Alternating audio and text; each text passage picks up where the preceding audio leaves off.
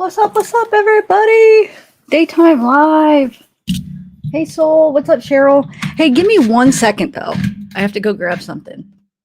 I'll be right back. I promise.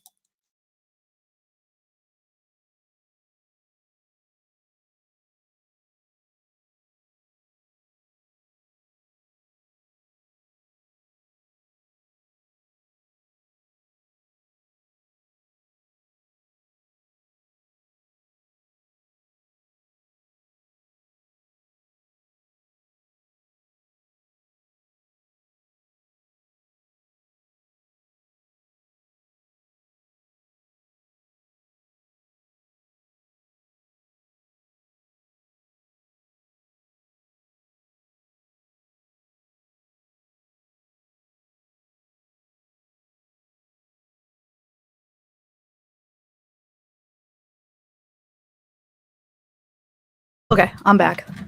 All right, so sorry about that.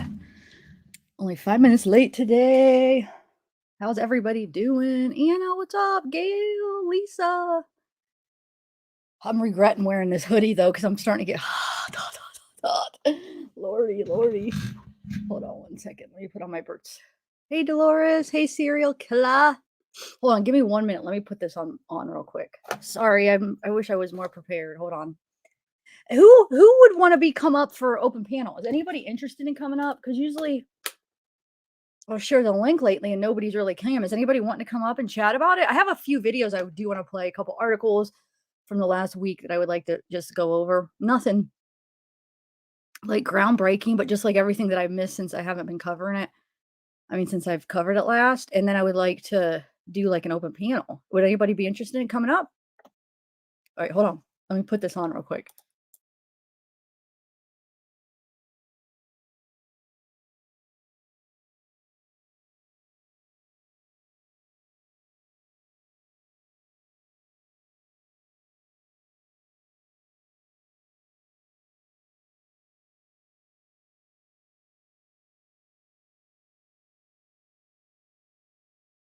It's not old news, Michael. It's not necessarily old news. It's just kind of like everything that's been going on, like just little hearsay, gossip, stuff that's been going on since I've last talked about it, which there has been some little bit of stuff in the last like week and a half. Um, just like, like leaks or like, oh, I heard this or like articles coming out, which I can't confirm any of these are true. None of us really can. I feel like even the people in the news stations, they can't confirm like some of these sources. Are they legit? I mean, is what they're saying true? I don't know. So I'm going to read you some of the stuff, play some of the videos. I can't stand behind it. I mean, I don't know. It's all from news sources. Look at those little lights. What is that from? Oh, the little holes in the blinds. Wow. Anyway, Uh, so I might start with that video you sent me because that one just came out what an hour ago. So that's kind of interesting. So I'll probably let me start with that, and then I'll maybe play some of the other stuff that I found, and then maybe I could share the link. So if I do an open panel, if people want to come up, I still do want to play the videos. I just have to learn how to like how to have people up and still be able to play things and like us kind of have a better back and forth. Because usually when I have people up, it kind of just like takes over and then I can't really share anything else. So just keep that in mind. Whoever wants to come up, that I still do want to play the stuff and then like talk about the stuff. You know what I'm saying? I still can't get a good like flow with people. I don't know if it's me or what. Because other channels do it and they do it good. I try to do it and I can't like continue. I don't know if it's like my OCD, like worried, like, oh, if I play this video, they're gonna be mad, they want to talk, or if it is just the chemistry that I have with people. I don't know. But okay, let me play this video. I'm hot. Thank you. Thank you. Who said that? Thank you, Annabelle. Hey, Ellie. You'll wait till June. Okay, Michael. They come back in June then. I mean, there might be some stuff leaked that people, even people that were there, first responders, people that know things. Yeah, there's supposed to be a gag order, but sometimes real stuff gets leaked and it's like legit stuff. And they just have to tell somebody or they tell somebody and then that person tells somebody else. So it's not always just bullcrap stuff. I mean, sometimes I don't even know what the percentage, I would have no idea to say like what's the percentage of it being true and not. I don't know, but I mean, I think there's a good chance some of it is legit. Um, Hey, Alibi. Hey, Jessica. Mama Mia. I do want to cover. I'm going to try to cover that Nicola, and then there's that other one that somebody recommended. The guy that fell off the boat. But when I looked into that, Tyler, I think his name is. When I looked into that, I feel like it just sounds like he fell off the boat. There's like no foul play. Do you guys think there is foul play? Those people that are following that case, I can't figure out where the foul play takes place into it being like a true crime thing. Like to me, it just sounds like he fell off the boat when they were fishing or whatever. So I don't know if I'm going to get into that one because I don't know the angle. Like, are people like suspecting it to be something else? Unless if there's like suspicions on that the friend that was with him, and they think that he had something to do with it, but I don't know. Yeah, Tyler Doyle. Thank you. Yes, it was Tyler. Yeah, because that was one of the ones people were recommended when I asked for recommendations. So I looked into it.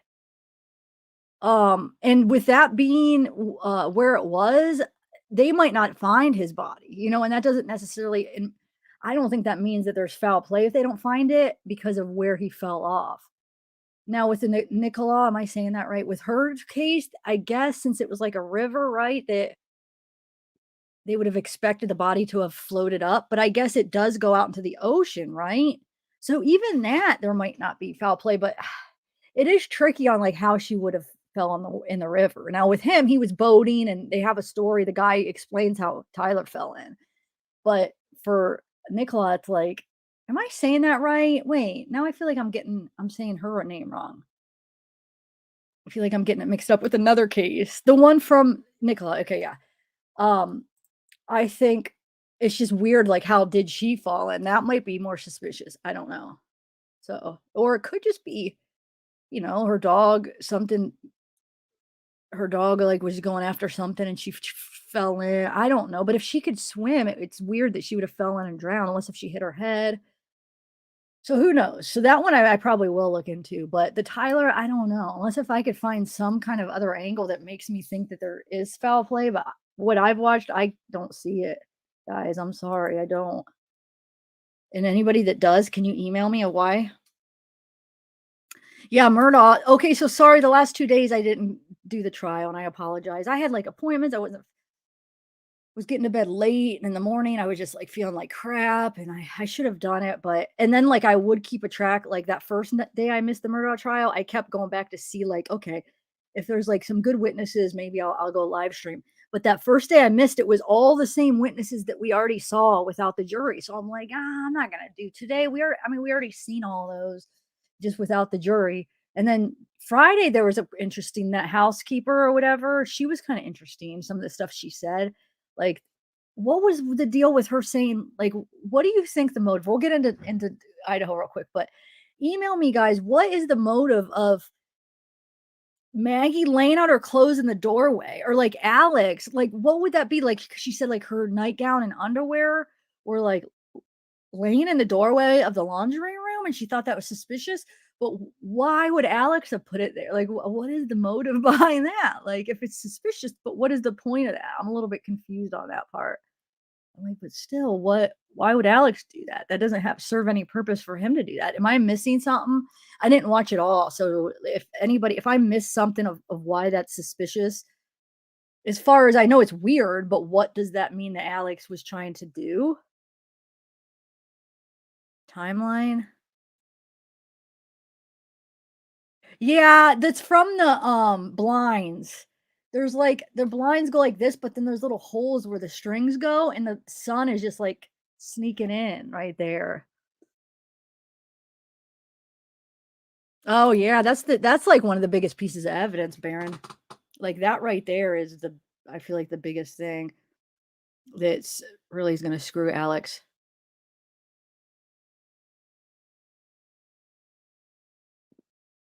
So, hey Cricket Moon, hey Ellie, or I already said hi to you, Ellie, huh? Hi Daniel, Baron, who else do we have? Mama Mia, Lisa, okay. All right, let me play this first video real quick. Yeah, because I know we'll get into this because we'll talk about Murdaugh another time. Um, so this just came out, what, like an hour? Wait, that can't be. It said an hour ago when I was watching it a little while ago. But it's that one from Law and Crime where Soul just sent it to me. Idaho students murder survivor thought killer was guest at loud party. Did you guys watch that yet? Let's watch it. I didn't get to really watch it all. I tried to watch a little bit, but I was getting ready for this live, so I was like, I'll just play it on the live. Okay. Here we go. Let's see what it says, guys. And welcome back, everybody. We have an update for you right now on the murder of 4 University of Idaho students. A source has provided more information about why a roommate who allegedly saw the murderer didn't call 911 right away. The roommate, referred to as DM in the probable cause affidavit, told the source that she thought noises she heard were from people in the house partying late into the night. The house on King Road was known for having lots of people in and out at all hours.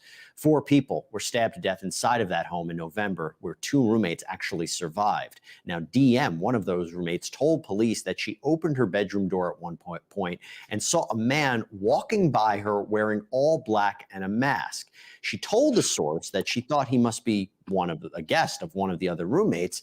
He walked right past her and she locked herself in a room. Now, no one called 911 until lunchtime the next day.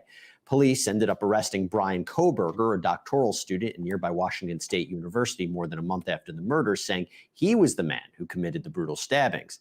DM's memory now seems to be a bit different from what she told investigators, because in her latest recollection, she wasn't frightened by the random man in the hallway. But you know what? Memory can be a tricky thing. So we spoke with an expert about how memories can change over time.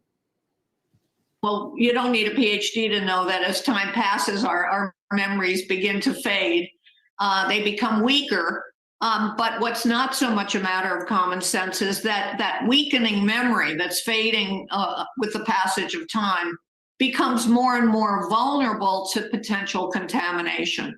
And contamination can happen when you get suggestive information from other sources, if you're questioned in a biased or leading fashion, if you overhear other people talk about what happened, it can affect you. But we also can alter our own memories. That's called autosuggestion. We think about what might have happened, what probably happened, what could have happened, and sometimes those what could have become what did. And we've also learned that suspect Brian Koberger was experiencing some workplace drama around the time of the murders. He was apparently fired from his position as a teaching assistant at WSU. News Nation got a copy of the alleged termination letter, and Koberger was a TA with the Department of Criminal Justice and Criminology. The letter states that Koberger had an altercation with a professor in September where he was put on an improvement plan, but evidently had another altercation with the same professor in December. Before Koberger went to Pennsylvania to stay with his parents for the Christmas holiday, he was informed about his termination. Experts told News Nation that problems of the job could have been triggering for him. So, Brian, a lot to talk about here. The roommate's explanation of seeing who she believed to be Koberger and why she didn't call 911 right away, how does that affect the case? So 2 things, Jesse. Even from her first kind of explanation as what happened, when she said she opened the door and saw the person pass by, she doesn't say how far she opens that door. I think, and I suspect it was just a crack. I think the defense can hop on that. But the second part is this whole memory issue. If her memory seems to be contaminated with her own thoughts or suggestive questioning and going back and forth like this, don't forget her memory connects us to the bushy eyebrows, connects us to where he stepped supposedly for that footprint, and also connects to his size. These are big parts of the affidavit that led to the arrest and could be big parts of this case that identifies Koberger as the suspect. If they can shake up, they being the defense, her memory of the events, it could be detrimental for the prosecution's case. Oh, I agree with you. But Terry, everyone's been looking for a motive about why he might have done this or allegedly done this. Problems at work, termination, could that be a factor? Absolutely. Listen, the murders occurred November 13th, and he really had the first altercation in September. And he was supposed to be on an improvement plan, and he failed that improvement plan. And ultimately, November 2nd was when he got that plan, and that was right before the murder. So I definitely think he was wondering whether or not he was going to be fired, and he was worried about his job. He was worried about the fact he may not actually get his PhD, and this could have been a triggering factor to the murder. Now, obviously, he didn't get terminated till after the murders, but all of this must have been going through his mind, and I think it just escalated because he continued to have other altercations even after the murders. Yeah, we have the how, we have the when, we have the where. It is the why that is that outstanding question.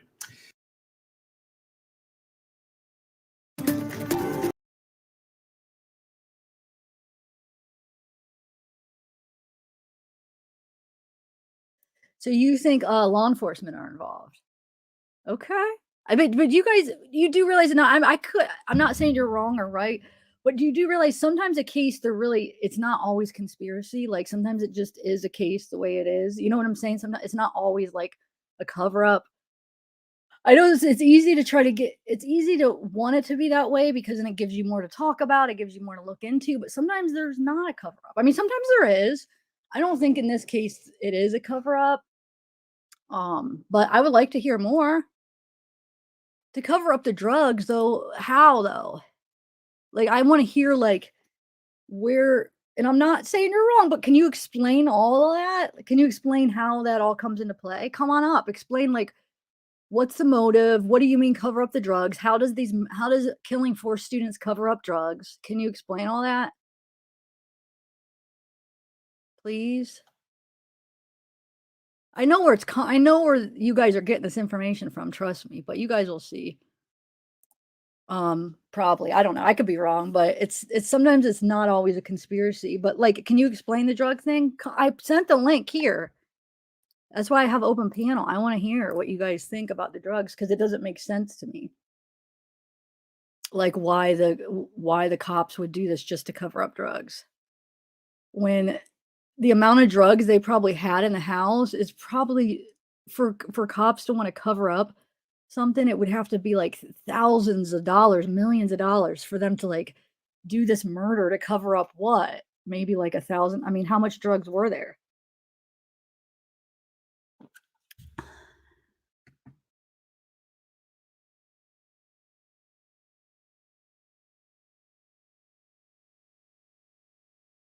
Come on, somebody come up, talk to me. I sent the link again. I'm just saying, no, I know it's more interesting to always go down that route because you want to be able to keep talking about it, right? You know, you're really invested in this case, and if there's nothing new, then you want to like found another route to find something new. And I feel like you could always find stuff because there's always things you could like dig in and be like, well, maybe it's this or that. And you know what I'm saying? You could always make it about some cover up conspiracy. But I want to know some of the facts that back that up. I do. And I'm not trying to be a jerk. I'm curious. Tell me, guys.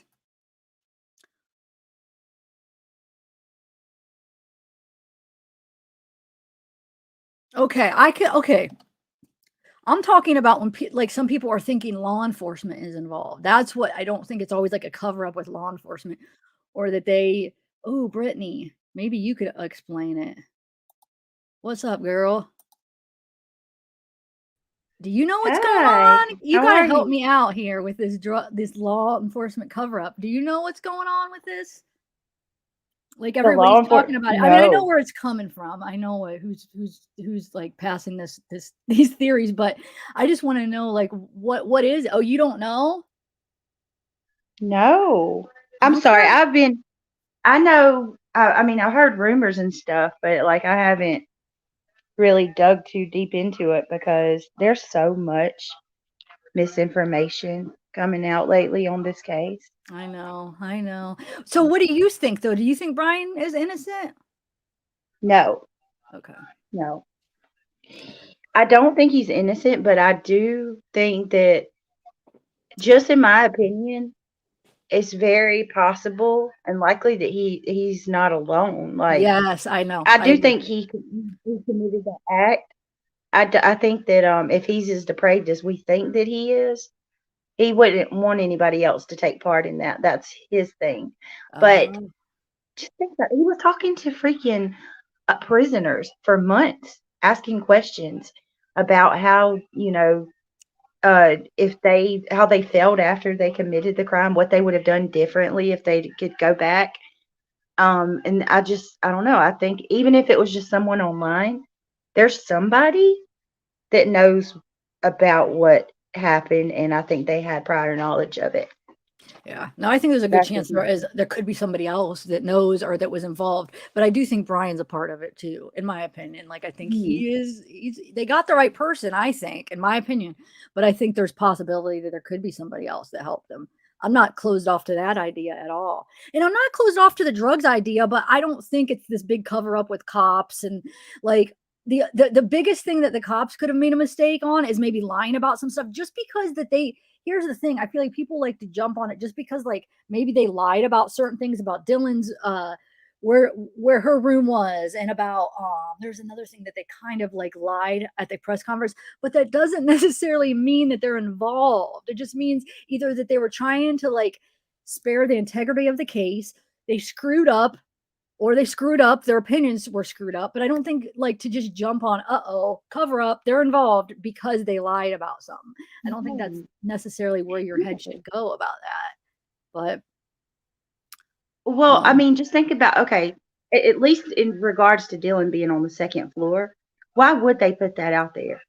If they would have come out in the beginning and said Dylan was on that second floor, could you imagine how badly people would have went after her? I mean, yeah. we were already questioning her. Yeah. And plus it could have been also because they hadn't caught the guy yet. So they hadn't caught the suspect yet. So they maybe were keeping that also because they were trying to figure out who it was. And they figured out if they give out too much information that there was somebody on the second floor, maybe that would screw up something because maybe Dylan was involved. I mean, they don't know at the time. They don't know who it is. So maybe Dylan does know something, or, they were trying to maybe to protect her, to protect the integrity of the case. It does kind of make sense. Like, we don't know where their head was for the reasons, but we could kind of see that maybe they were trying to protect her, people coming after her, trying to even protect like the things that they knew about, like, because maybe the person that did it didn't realize that somebody was awake on the second floor. They didn't want to put all that out. So I just don't think it means that they're involved though, guys. I'm sorry. That's not that abnormal for them to like keep things like those of you that have been studying true crime, they keep some states and counties do things different, and some are very open about cases. It just depends. But just because ones are closed off, it doesn't necessarily mean conspiracy. They're involved. And I understand like the drugs and the stuff. And yeah, I mean, I think that was why it all went down, why they didn't call 911 right away. They wanted to get the drugs out of the house. But I think that goes all down to Dylan and the roommates. Like, I don't think that's the cops. No. I think it's the way Dylan handled it. And why does it make sense of why she waited so long to call 911? So I think it goes back onto her, not the cops. Now, I did say that the other night without trying to like, push something new out there. Just in my own opinion, she was what, 19, 20 years old. I could easily see maybe she had something from partying, freaked out about it, didn't want to be caught with it. I mean, this girl, she's just started college. She joined a sorority, has a promising future. And sorry, but kids are selfish, and that's what they think about when it comes to stuff like this. I just don't think that it's a big conspiracy. I don't think the cops have anything to do with it. I think they might have made some bad mistakes, bad choices. Baron, your thing is, I see you back there, but you're not connected all the way, so I can't add you. Do you have it blocked or something? It shows like an X or whatever. Like okay, you probably need to go out, come back in, and allow StreamYards to access your mic and your audio. It almost looks like it's the camera though, because it's like it's a purple thing and then it has the X over it. So wow. Is it the camera? I never seen it look quite like that before. Normally it'll just say device isn't connected and it'll have like a black screen. I don't know. Yeah, you'll have to come out and just go out and try to do it again and see. Anyway, yeah, so I don't know though. That's why I'm asking some of these people that are thinking there's a cover up, come on up. I want to hear, because I really want to hear like how that makes sense, because maybe you'll be able to convince me. I don't know. I would love to hear what you have that leads you to think that, because yeah, I'm with you. I'm open to anything. I just need to see. Okay, babe. Sorry, my son saw the cat, but I just need to see something that at least enough to lead you to that, like Yeah, why you would believe it. and I get that there was drugs. There could have been drugs in the house that they took out, but how does that still get is conspiracy? How is that? Yeah, unless if you're looking at conspiracy as why they like called other people to get the drugs out, but how is that conspiracy with the cops? That's what I want to know. Number two, why is it a big deal that Dylan and Bethany were freshmen? I don't understand why everybody's making a big deal about that. Why is that a big deal? I know because maybe they shouldn't have been allowed to stay at the house, but how is that relevant to the like murders? How does that come into play with, oh shoot, that means that it has anything to do with the murders? I don't see the connection with So was that. Ethan. What? Ethan was a freshman. So was Ethan. He was a Yeah, freshman. I what's the don't. big deal? Like, why? Okay, she was a freshman. Why? And I'm not trying to be a jerk, but I don't get the relevance to that. Why is that such a huge like that would have been easy to find out. I just didn't think you guys were like that it was like a big deal what grade they were in. We could have just like called the school and seen what grade they were in. It's not a big secret. So why I just didn't think it was a big deal how old or what grade they were in of the case, but okay. Well, can somebody please come up and explain? Okay, we have Sam Moore. All right, Sam, I'm gonna add you. Oh shoot, you just disappeared. Shoot, and Sam was one of the ones that is the conspiracy, so she could have explained it. Well, come back. Please. We got me and Brittany I up see here. Kate Dip said it doesn't take. What's that? Yeah, let's see. I would love to if you're okay with it. I'd love to hear it and try to like go through Yeah. it piece by piece what they're saying. Yeah. Here, let me send the link again. Come back up, Sam.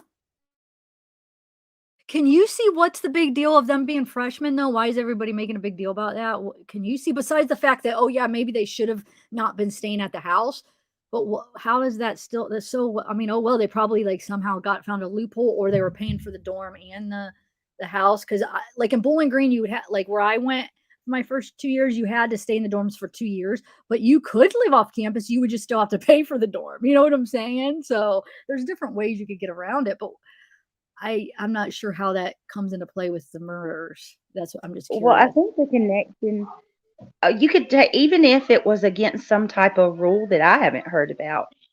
You got to remember, 4 of these girls were in the same sorority. So Maddie was Bethany's big, and Dylan was also in their sorority as well. So it could just be as simple as they're all in the sorority together. And I've heard that house, maybe not now, but then was Maddie's sorority house. Like it was a house that the girls from their sorority lived in.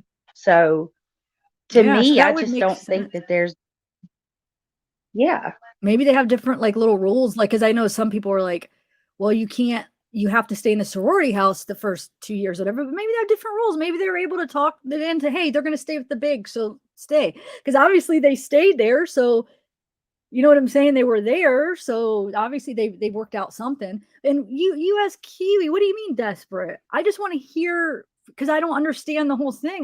God, if you look at that as desperate, I look at it as I just want to learn more.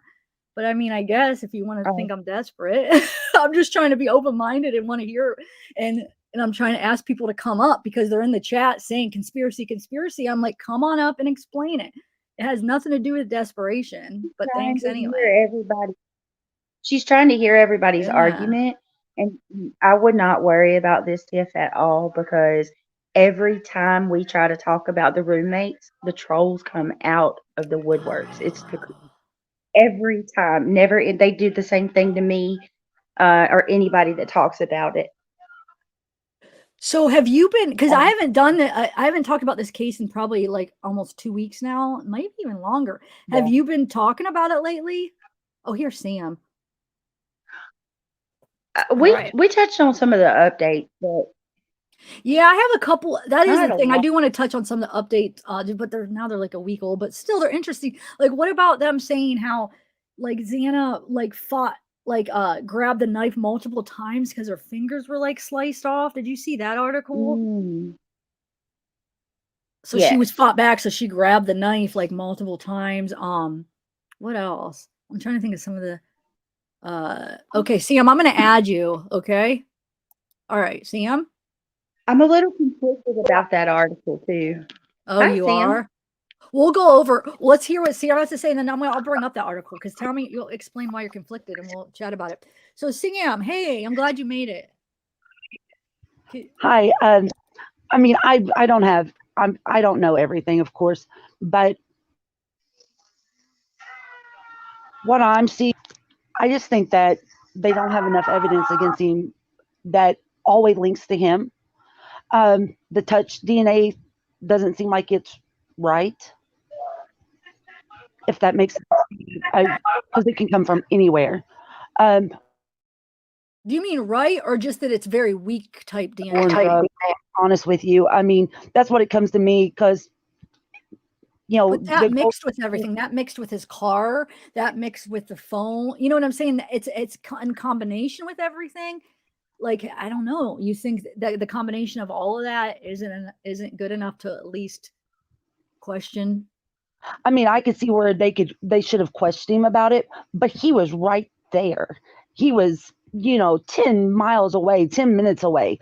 They could have went and got his DNA while he was right there. They could have went and questioned him while he was right there.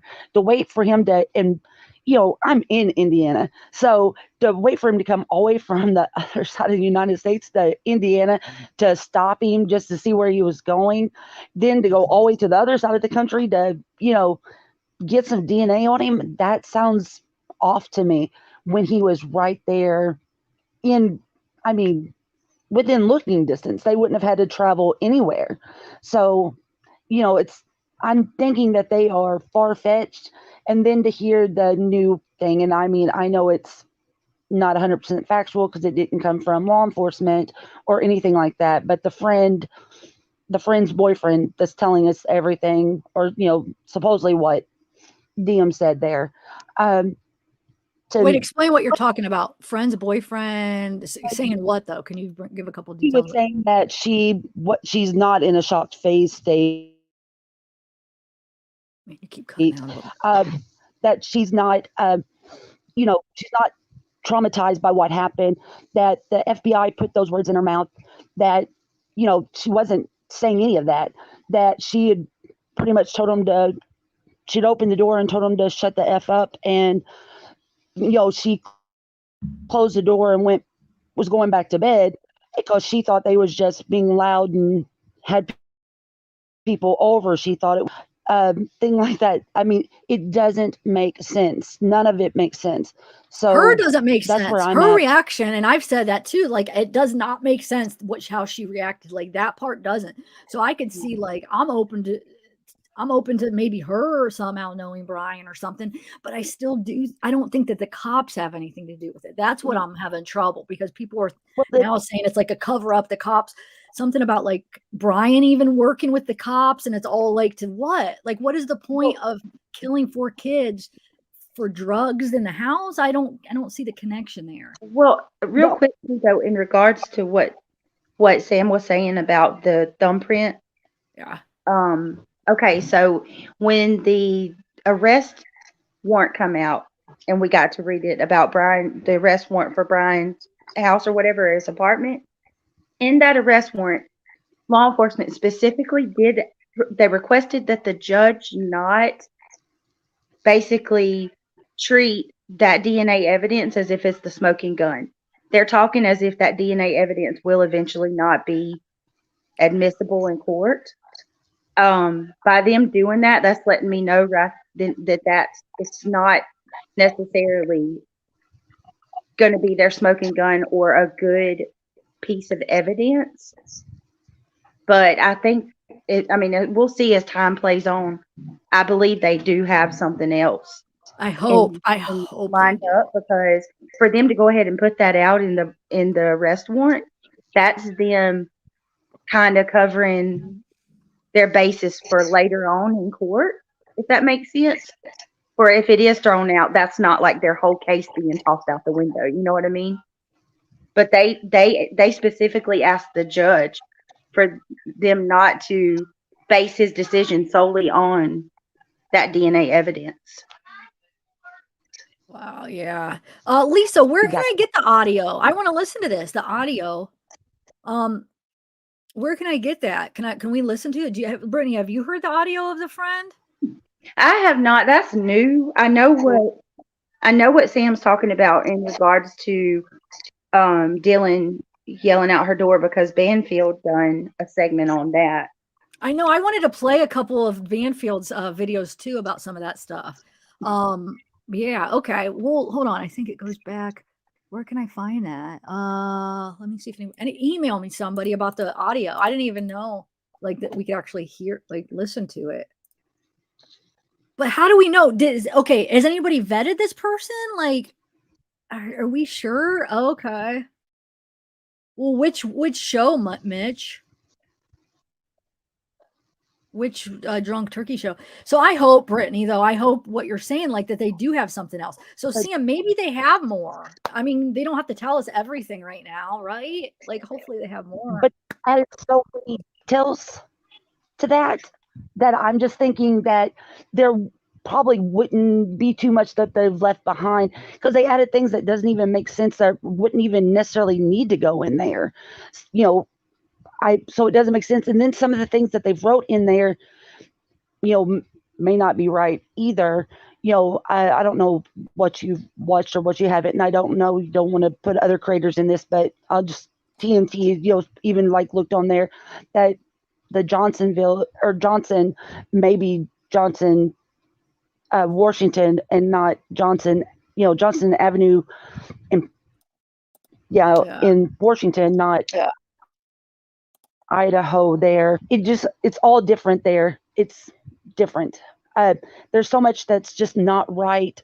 But with the cops, what I was saying with them is there was a long period of time that law enforcement was there before they even had the coroner come. So, the kids, or, young adults, whatever you want to call them, were there in the house way before they called law enforcement. And then law enforcement was in there for a long time before they called the coroner. And I mean, from what you're hearing, I haven't seen no pictures, and I'm sure they're out there. They may be, I don't know. But the way they're talking about is a bloodbath, you would definitely know that these people are deceased, that a coroner would need to be called. But here's the problem. One of the major problems that I feel like we're having, and just my opinion, so the segments that Banfield have come out with as of this past week, especially, she's telling us there's a source, but like it 100% contradicts what that probable cause affidavit actually tells us. And I've always questioned the 911 call, how they would refer to the roommate as passed out. But I've also consulted a lot of different people that are familiar with the 911 operation, and it could just be merely a choice of wording for the 911 dispatch. Yeah. Okay. Are we even sure that is what was said? I mean, has it been confirmed that it was said that somebody was passed out, though? No. We don't even know that for sure, right? That's what it said in the affidavit there. Hold on, let me share this link. They do say that. Okay, grab them. They do say that. You know what? I need to look at it again, Zaf, because I can't remember. Okay, they said that one of the surviving roommates found a second floor victim, called the friends, and thought that because they thought that the victim had passed out and was unconscious. I can't get it. The trash is. Here, I'm gonna bring up the affidavit. We'll see. Because why don't I remember? Because who came out and said that wasn't true? I feel like I watched a video after that where they said that isn't actually how that happened. All right, hold on. Let me see. Let me share my screen, and because I haven't read the affidavit in a minute. Now I'm like, wait, what did it say? Okay, so you're saying it did say somebody was unconscious. Why I do not remember that being in the affidavit. All right, let's see. But go ahead, Brittany. You could keep talking. I'm going to try to find that part. No, I'm with you. I'd like to revert back and try to figure it out because it's That's another thing I'm conflicted about too, is the whole 911 call, because we've been told a couple of things that weren't true in the beginning. Now that they're saying, like, that they finally come out and told us that, multiple people were there that morning. Whereas in the beginning, if you remember the press conference, they talked like it was just the two roommates. Yeah, I mean, but they might have just been doing that because they don't sometimes they don't release all the information. So it does suck because you feel lied to. You're like, why? I felt that way too when it came out. I'm like, God, they lied about this and this. Like, you feel like betrayed and lied to, but you don't know their reasoning. And my first thought doesn't go to, oh, cover up, they're behind it. My first thought goes to, oh, they were trying to protect some information of the case, trying to protect maybe one of the victims, or they screwed up. They made a mistake. So I don't know. That's why I just want to understand the whole drug thing. That's why. So Sam, Yes. what about the drug? Okay, can you explain more about the drug thing? Like how that comes into play as far as the cops wanting to cover that up, though? Okay, and I'll probably say his name wrong. Is it Einan Harsh? The Harsh man? No, you're fine. Yes. Yeah. Enon Harsh, yeah. That guy, he'd even said that, he was their drug dealer, there for a while. Which, I mean, you kind of put that with what people said about Brian being with drugs and all that. I mean, that could even be like, hey, Brian, look at this cool knife I got, and he looks at it and there's his touch DNA on it. That could even be a possibility. I mean, I know there's so many possibilities, but I think there's the thing with them just changing their story so many times, the law enforcement having so many different, and anything that goes into the affidavit is supposed to be, 100% legal, that because they can lie to us, they can lie to media, they can lie to whoever they want. But when it comes to what they present to the court, it's supposed to be 100% factual. Yeah. Well, you're right. You're right. It should be because they're presenting this to the court. Yeah. For probable cause for, Yeah. That, all that is supposed to be like, they're signing their name saying that is sworn statement that is 100% true. And yet there's things in there that may not be true. So, from what we're hearing from that, and what I was going to tell you on that drunk turkey one, what show it was, I know it has a yellow screen. I have it. I found it. We can listen to it. Thank you. It's their latest. Yeah. I remembered that from watching it. But yes, anyhow, I mean, there's a lot of different possibilities. I'm thinking, I just don't see BK doing it. I think he had too much going for him, and he may have still had a drug issue. Maybe. I mean, I don't know that. They say that he had that problem, and it may have been that he was under a lot of pressure and, being a TA and plus doing these studies, whatever. And he needed that extra boost of, what he thought, to go and get back on drugs or continue being on drugs, whatever the case may be. But I believe that there's a lot more to it. And, even if nothing else, he may have just been at worst, I'm thinking he may have been a driver. I just don't see him being a killer. And I know people went back to like when he was 15 years old and the things he wrote. I mean, we've all wrote some crazy stuff and said some crazy stuff when we're, kids. I mean, he's a grown man now. And I mean, it looked like he had his life together and pulled together and doing well for himself. So I just don't see him throwing it all away to go kill 4 college students that honestly, within a year or so, he was not going to have to ever worry about again. I don't see that he was, an incel. I don't see any of that. And people talk about the way he looks. And I'll be honest, I don't think he's that horrible of a looking guy. You can tell he's lost a lot of weight at one point in some of those pictures, and the fat distributing through him is off. You can tell that by those pictures, but you can go through anybody's pictures. And I mean, even the picture of me right now is not even a great picture. You can go and look at any of that stuff and pick out somebody's worst looking face in, their pictures or through a video and post that up and say, look how horrible they look. They're a murderer. And That's not always the case. That just means they're not very photogenic. You're Oh, right. what Brooke is Thank saying. you, Rich Man. Thank you. Says coroner wouldn't be called to the scene until bodies needed to be transported hours after police arrival. And I don't see that about the unconscious person in the affidavit, unless if I just overlooked it. Does anybody have a page number? Because I skimmed through it pretty quick.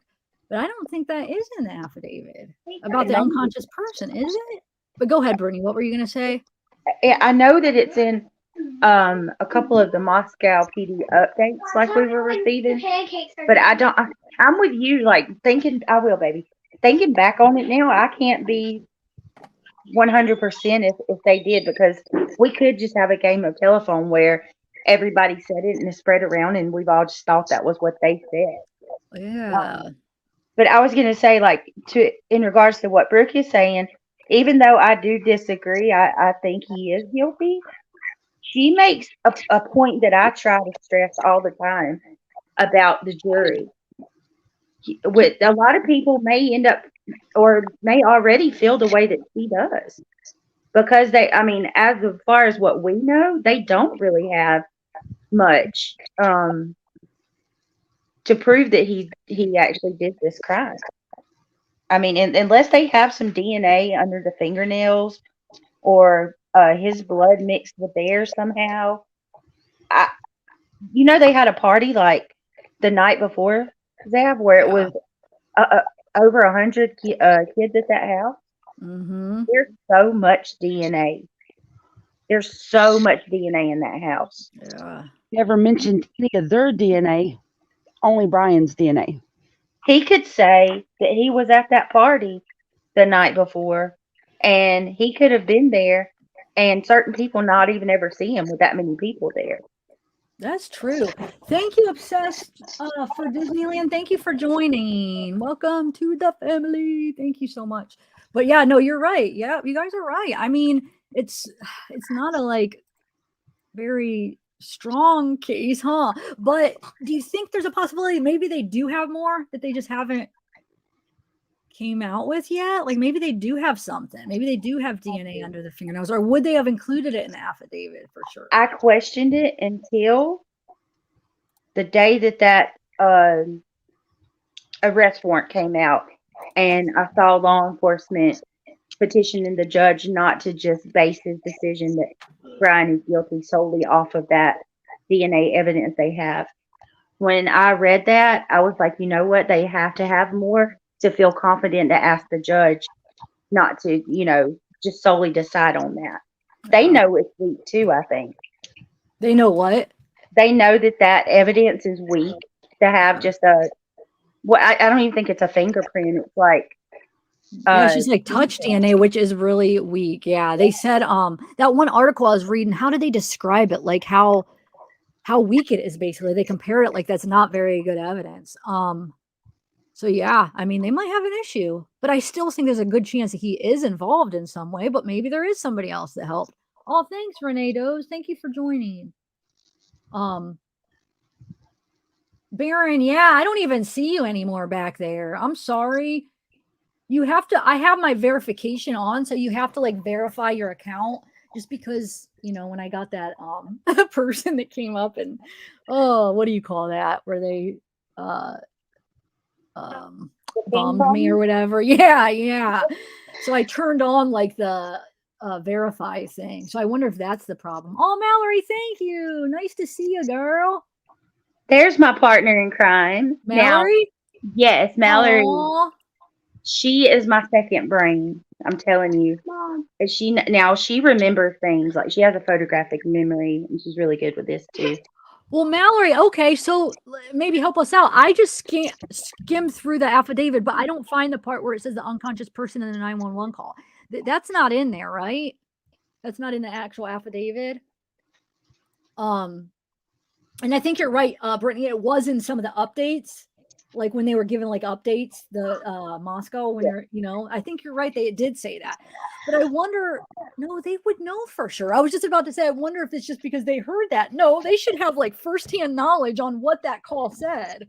So I don't know. That's confusing about the unconscious person, because what did Dylan really pass out? Like, cause remember that was the thing where somebody said that they knew either Dylan or they were friends with one of the people that was out there, and that she actually was so upset that she like passed out and couldn't even talk to the 911 operator, and then she had to hand the phone to someone else. I don't even know if that was true, but remember when that was going around? We don't know if that's true, girl, but I genuinely am starting to think that that's maybe what happened, and that's where the whole passed out thing come from. Yeah, that makes the most sense, you know, I feel like. But yeah, here's that one thing. So Brittany, I want you to give me your feedback on that. So it says University of Idaho victim Xana fought back against her killer, repeatedly grabbed the knife before she was murdered on the second floor home after her friends were stabbed to death. So, okay, so she fought back, she grabbed the knife. See what else it says. Her fingers were nearly severed off from grabbing the knife and repeatedly fighting back. So the autopsy shows that his daughter's skin. Okay, wait. Jeff Kernardles told CBS 5 that autopsy report showed that his daughter's skin showed bruises torn by the knife. Oh my lord. Oh, there's some good pictures here. So recently it was revealed that 3 University of Idaho students claim they saw Koberger in the student union sitting by himself weeks before the killings. I remember reading that. One student who identified herself as Chelsea, a sophomore, said she saw him, Koberger, a student at the nearby Washington State University, eating alone in the food court just weeks before November 13th. He was the type to stare, she said. He wouldn't look away if you caught him staring. Like, he wanted you to notice that he was looking at you. He didn't smile, didn't nod, didn't say anything, just stared. Chelsea told people that Koberger's stare was making her uncomfortable and that she and friends left to eat outside because we wanted to get away from him. Another female student at the school said she too grew uncomfortable over Koberger's stare after he allegedly running into him multiple times on campus. She said because the school is relatively small, she grew to recognize people around campus and was sure she spotted Koberger on several occasions. I definitely saw him more than once, she told people. He was just really quiet and really intense staring. He made me uncomfortable. The alleged sighting of Koberger at the campus comes after police said they believe the quadruple murder suspect spent time at the University of Idaho campus before carrying out the murders. The university hired more campus police and increased the number of officers on the ground following the murders. Let's see, it says the alleged sightings at the University of Idaho wouldn't be the first time women accused Koberger of making them uncomfortable or scaring them away. Jordan, 34, runs 7 Siren Brewing Company in Koberger's native Pennsylvania, said the suspect had problematic interactions with women at his bar. Jordan told NBC workers labeled Koberger and their systems as a guy who makes creepy comments and said he once called a staffer a bitch, for spurning his advances. Reading his staffer's notes on Koberger, Cerulnik of Central High Valley said, "Hey, this guy makes creepy comments. Keep an eye on him. He'll have 2 or 3 beers and then just get a little too comfortable." Koberger, who studies criminology, has been charged with the murders. Let's see. Yeah, they discovered a sheath. Okay, so they discovered a pillow covered in blood at Koberger's Washington apartment. So wonder if they found, if they tested that blood, did that have any of the victim's blood on it? Maybe, like, maybe they do have something, Brittany. Maybe like those little spots, they didn't make it seem like it was covered in blood, but maybe that there was some blood on it. Maybe it's actually one of the victim's blood, and then that would be huge, right? You think there's a chance? And then the police also found several hair strands, including one suspected animal hair, a black glove, a computer tower, and an unnamed item with collection of dark red spots. What if the hair strands go back to one of the victims? We don't know, so maybe they do have stuff. You know what I think? I think that Mallory. I'm going to add Mallory, but keep talking, Brittany. Hi, Mallory. Now, this is awesome. Hey, girlie. Hello. Good morning. Good morning. Thanks for coming. He's the one that remembers everything, Zav. Okay. Yeah, I chat with her a little bit on Messenger. So yeah. Okay, so the unconscious person, it originally came out with the 911 call when Moscow police has their police 911 log. The exact call to the house that morning was for an unconscious person. That is how it was labeled in the log.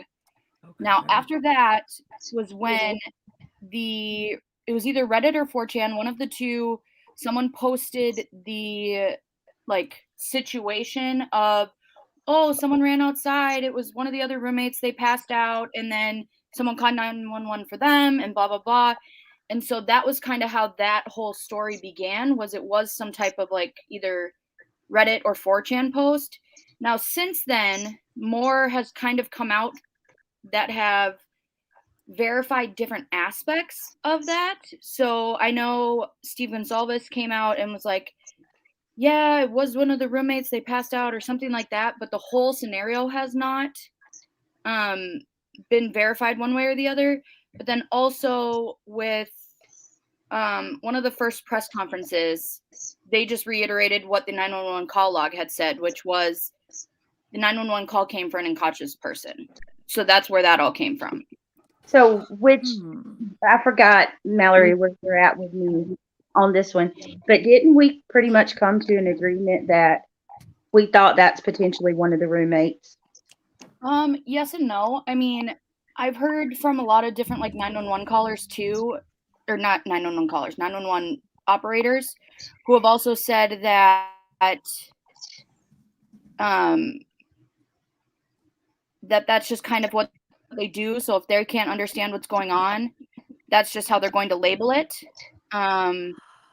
And how if they can't get a direct answer from whoever's on the phone call with 911, and they'll just ask, is the person conscious? And if they say no, then they'll just label it as that until the ambulance can get there to kind of assess the situation. So Huh. I've That heard kinda it makes both ways. I think there very well could have been a situation where they did run out of the house and someone else called 911 because they passed out. Or I think it also could just literally be everyone was so frantic with what was going on that that's all the 911 operator could actually take out of the phone call, and that's why it was only put in as that, because at the time it's not like they're going to be like, oh my god, they're all dead. Like they're incoherent at that point. makes sense. Okay. So that kind of makes sense that maybe it was just how they labeled it. I almost want to think that makes a little bit more sense because unless if Dylan did really pass out, I don't know. I don't know. I wish the person that said that, I don't know, like if anybody has like confirmed that she was legit, that said that like she was, I think she said she was friends with one of the people outside that day or something.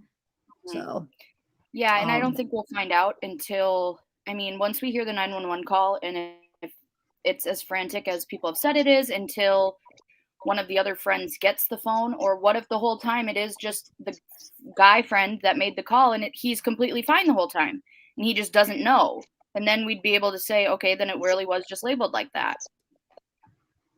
So yeah. I don't know. They probably won't release that, do you think, until the trial, or do you think they'll release that before? Do you know?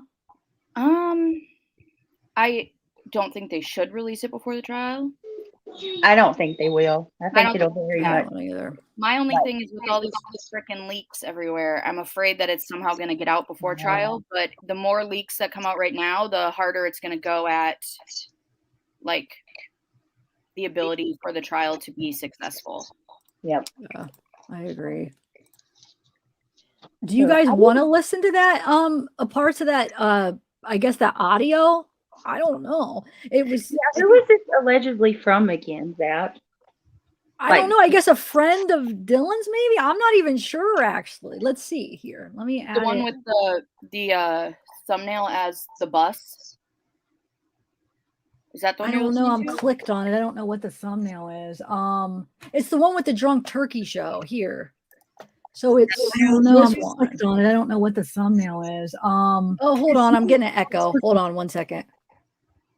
Because there was the short video that came out weeks ago that the thumbnail was of like a bus with stick people, and then they pasted Dylan's face on it as the thumbnail, and that was supposedly from someone that knew Dylan and heard like firsthand information from her, and that was like the first time I heard like, oh, the FBI and people are putting words in her mouth and this and that. But then they wouldn't name any of the sources, and I don't even remember which one it was.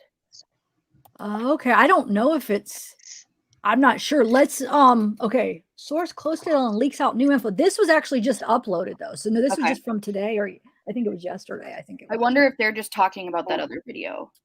Let's see. It sounds like Yeah. somebody did somebody call in? I don't know. Your guess is as good as mine. I might have to put it on double because somebody just said he talks really slow. So let's To the see. Drunk Turkey Show. I'm your host, Daniel. And today we're going to be talking about some new information, some new leaked information that was brought to News Nation, a source close to them, talking about the night of the incident, November 13th, in the wee hours of the morning, where allegedly Brian Koberger entered a house on King Road Ranch and viciously took the lives of 4 beautiful young people. And so before we get into it, I just want to remind everybody to please hit that like and subscribe button, ring that I'll slow it notification down a bell. little bit. Once he Tonight we'll gets- be going live. Apparently, there was a secret court proceeding where there might be a new affidavit coming out. We'll be going over all those details later on tonight if it ends up coming out. That was also another news headline that we're going to be talking about regardless tonight. So make sure you ring that notification bell. Don't miss our lives. This type of content usually gets demonetized, and so the reach doesn't get there. So help the algorithm by hitting the like button.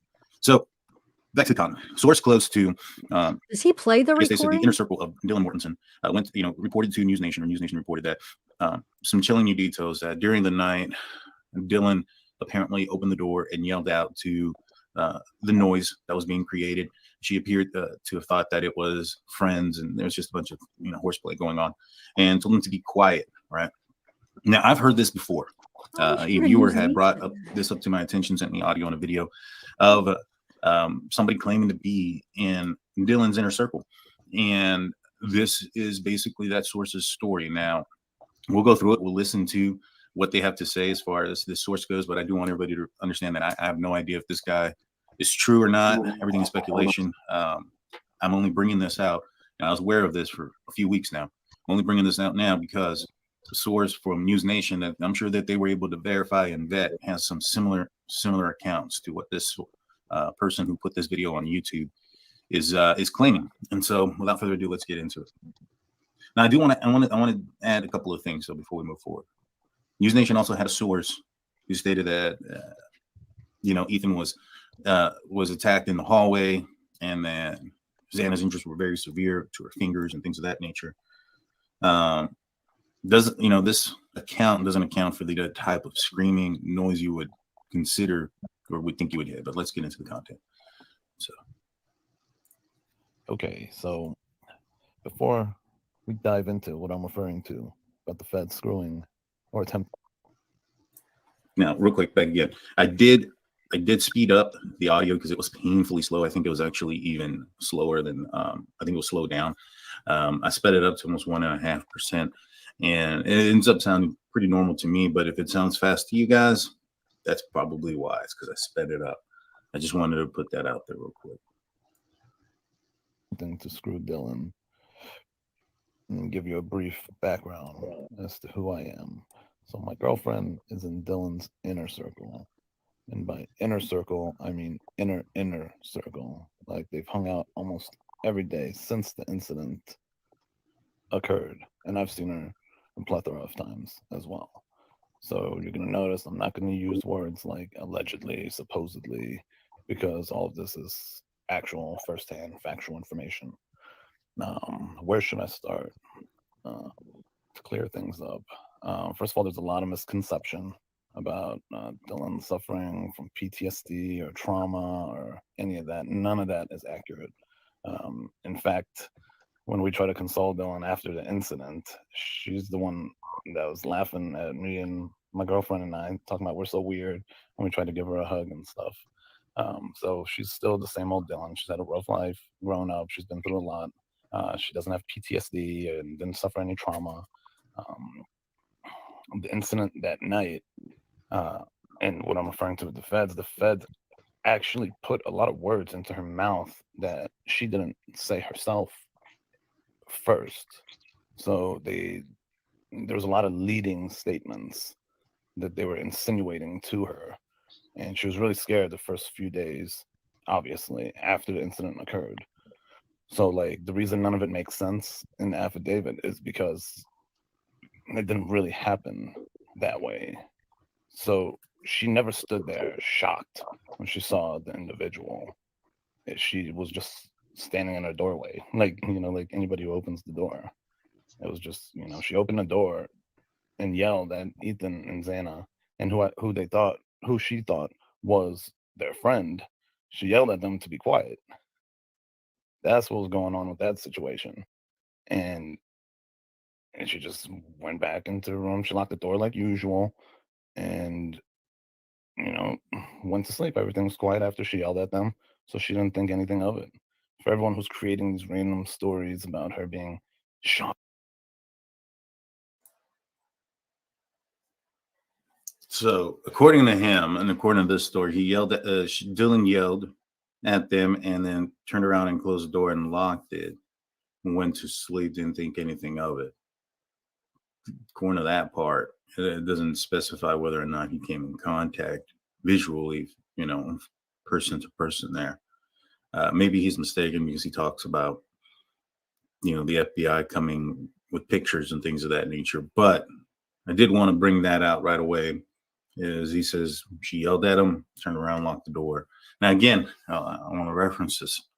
I don't know who this person is. It is, as far as the voice goes, I don't know how verified or how close he is to, how if it's real or not. However, some of the things that he was saying a few weeks ago, almost a month ago, are coming out as far as, at least from what News Nation is reporting. So I just wanted to reference that one more time. They're traumatized. She didn't realize anything was going on. And might sound crazy, might sound dumb, but she really had no clue anything was going on. They're being a little loud, so she yelled at them to be quiet. And that's it. She locked her door and she just went back to her room. And she didn't want to be nosy or anything. So, she was kind of new to that house, so she didn't want to be nosy and, get up all up in their business, especially at, in the middle of the night or early morning. So it's as simple as that. Everyone trying to blow that whole situation into something that's not. So yeah, that's that. And she didn't actually get a real good look at Brian. At the time, she assumed it was one of Xana and Ethan's friend who was just getting ready to leave, who was walking out. She didn't get that good of a look. The feds were really aggressive with Dylan the first few days, which is why she hired the attorney to begin with, because of the treatment of her during the interview, more like an interrogation, to be honest. So that's why she got an attorney, because the way they were talking to her, and they didn't really understand or believe why she's the only one alive when you kind of skip rooms to get to the other two rooms. So she didn't really like the feel of how the interrogators or the feds were talking to her. And within like a few days after. Real quick though, that's not that odd that they were talking to her like that, because she was a suspect at that time. Yeah, they You know didn't what I'm saying? happened. So what's that? They didn't know what happened at that point, so Yeah. they kind of So have to. Yeah. So it's not weird that they talk to her like that. I don't think. And yeah, Derpstein, I jotted that down. There's no way, now that we found out that Xana and Ethan were awake, right? There's no way that at least one of them wasn't screaming while the other one was getting killed. Like, there had to be screams, right? What do you think? Like, how didn't Dylan hear the screams? For her not to be afraid, for him, like he's saying, like, oh, she wasn't even afraid. She just shut the door. She just thought it was them hanging out. It was right around the corner. And people get mad at me because I question this all the time, but it's a legitimate question.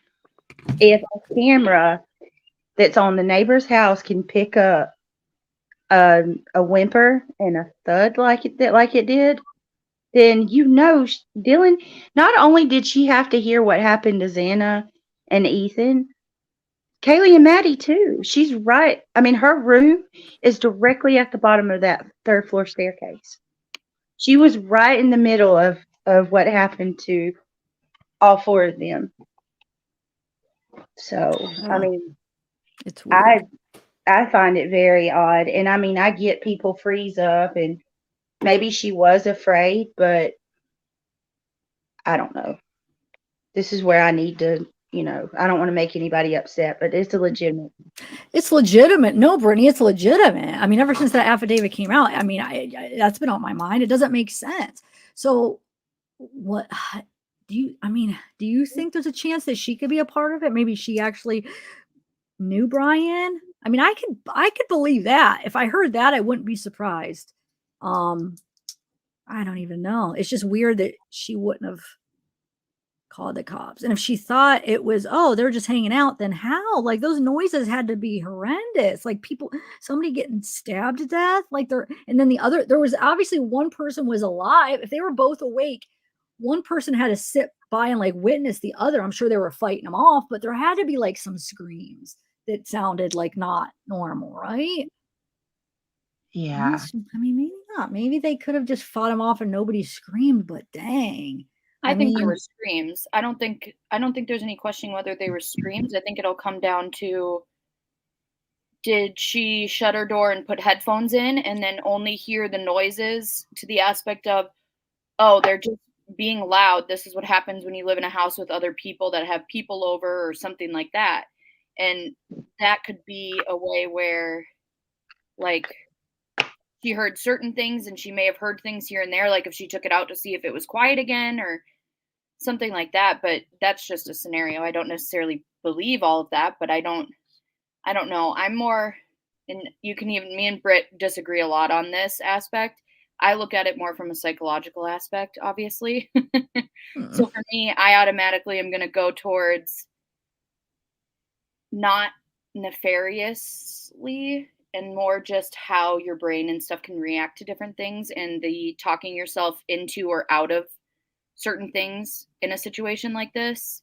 So she could be hearing everything and know exactly what's going on, but in her mind, her brain is telling her, like, you're just crazy, just lock your door, go to bed, you'll be fine.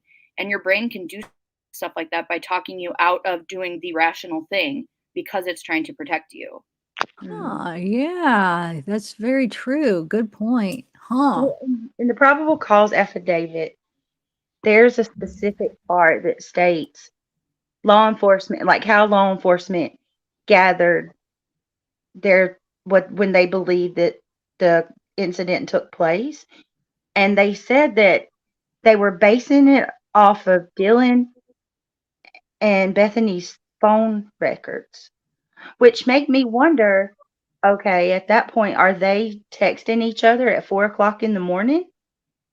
Because if that's the case, then Bethany was aware something's not right. I'm sure Dylan would say something to her. And that also makes me question this narrative that she froze up. Well, if she froze up, she's not going to be on the phone sending messages to anybody. Huh.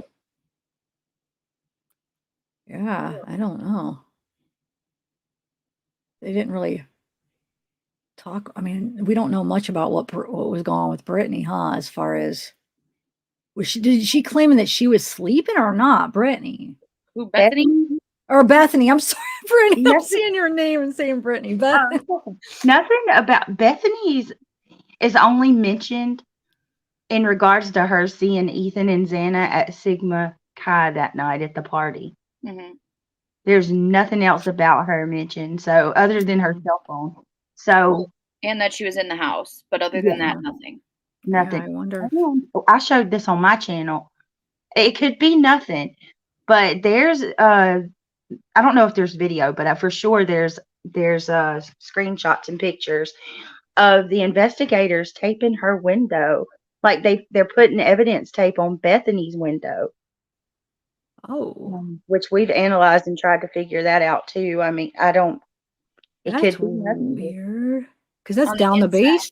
That's downstairs, huh? Yep. Wonder if. Yeah, that is weird. Unless they were just like checking all the windows for just in case. That was kind of what we were coming up with, is possibly if they had just sealed all of the entryways and exit potentials and sealing it, but then at the same time they were taking pictures of it. Yeah, they were taking pictures of it, which is weird. Yeah, what Britt said. So we thought maybe if one of them could have tried to get out that night or something like that, like if they were trying to leave or if there's more of a reason why things are so silent about Bethany, yeah. where we assumed she wasn't, she was asleep, which, let me be clear, it very well could be that, but it could be something else too. Like maybe Bethany could be a witness, or she knows a little more than what they want to add into the probable cause affidavit. That's true. Yeah. And they're keeping her keeping it private right now. Could be, huh? Wow. Can I Huh. can I get Mallory to clear something up real quick? Because Yeah. she talks, okay, because I keep seeing this thing about drugs and Enan Harsh. Mallory talks to Enan. Has he ever said that he was their drug dealer? Because I'm seeing that a lot. Their drug dealer? Yes. Or Brian's. well, I've so heard both. hang on. Thanks, Sparrow, for the super chat. It could be a case of the bystander effect. Oh yeah, about where wait. It's like that Yeah, you always there's assume like a someone group of else people and then will. everybody you assume somebody else is gonna help. So the more people, the less chance somebody's gonna actually go help. Mhm. Yeah. Okay, go ahead. I interrupted. So you talked to Enan, right? And then did you ever ask him those questions? Not about being a drug dealer. I did ask him after Brian was arrested if he knew Brian. And let me see if I can find his exact wording. Okay. I'm Oh. sorry. He said, I said, how are you feeling now that the killer's being caught? Had you ever seen him before? Did you know him? And he said, I'm feeling relieved. I'm definitely sleeping better. Nah, but the dude seems like a super creep. Yeah. In his exact words. Huh. So, I mean, you obviously have to take that with a grain of salt because it's coming directly from him and there's no reason that he would be telling me the truth versus anyone else. But those were like his exact words to me when I asked him if he knew who Brian was. Now, talking to him, do you feel like something's off with him and off about his story? No, I don't. No. And I think I've said that from the beginning I think he's just a weird dude. I mean, I think he just gives off different vibes than people are willing to see. And he just goes with it, which I don't necessarily think is a bad thing at all. But I do think in this case, when you're throwing up red flags like that, it's going to obviously throw up red flags. So at this point, I don't think he had anything to like do with it. Now, do I think he could have been creepy? Yeah, 100%. Do I think that he could have been watching them or something like that? Yeah, 100%. But in the aspect of like him having a pertinent role in everything, not at this point. And I don't get that vibe. Okay. So yeah, I don't know. It's the same thing because I also was talking to Quinn, Dylan's boyfriend, for a while as well. And he also didn't give me any weird vibes. He would answer my questions when I asked them and would send me proof if I had questions about something. And he was very polite and very nice. And I don't know. It's just, it's weird because it could come out that I'm completely off. Yeah, I mean, you never This is know. just my interactions with them. Yeah. Are a lot of people suspecting the Quinn as being involved? Probably because Yeah. they're suspicious of Dylan, which that's the Yes. boyfriend. Yeah. Well, and that was actually one of the first things that I'd asked him because everyone was like, oh, Quinn was there. He was the one who called 911, blah, blah, blah, all this stuff. Well, when I had originally asked him, he told me he'd never actually been up there. So he had never been to the house since Dylan had moved in. The few times, because he's from Boise, so he's what, 6 hours away? Wow. And he said he doesn't have a reliable car, and because that's where she's from as well. So I don't know. It's one of those things like I'd asked him, he'd shown me proof, and then he also had posted proof on Twitter. And then I was like, well, can you actually send me like the full video, not the edited version, just so I can look at it? And he did, with timestamps and showing me the metadata on it and everything. And I was like, okay, cool, thanks. So Well, are you still? So you're still talking to both of them? here and there, like it's not like I'm like, hey, how's your day? Yeah. But like here and there, I have a question or something, I'll reach out, but I also am not like befriending them. So Let me see. So hold on one second. I had to Okay. Yeah. Yeah. I don't know. That's interesting. Does anybody trying to think like what if I have any questions, maybe you could ask them, but I don't know. I have to think about it. Do you is it just text message or do you ever do like a FaceTime or anything? no, No. not FaceTiming. Okay. I don't know. Well, mostly because I don't know if I'd be able, especially with Enon, I don't think I could keep a straight face. Okay. I'm Aw. trying to stay respectful, especially just because I think the first time he came across everything when we were on Teresa's channel on criminality, and we literally sat for an hour watching him do his fire stick twirling for over an hour. And so I feel like I'd have to be respectful, so I'd have to stay off showing my face. Aw. I told Mallory, I said, if we ever were to interview him, I have one question, and that's what is a sick flow?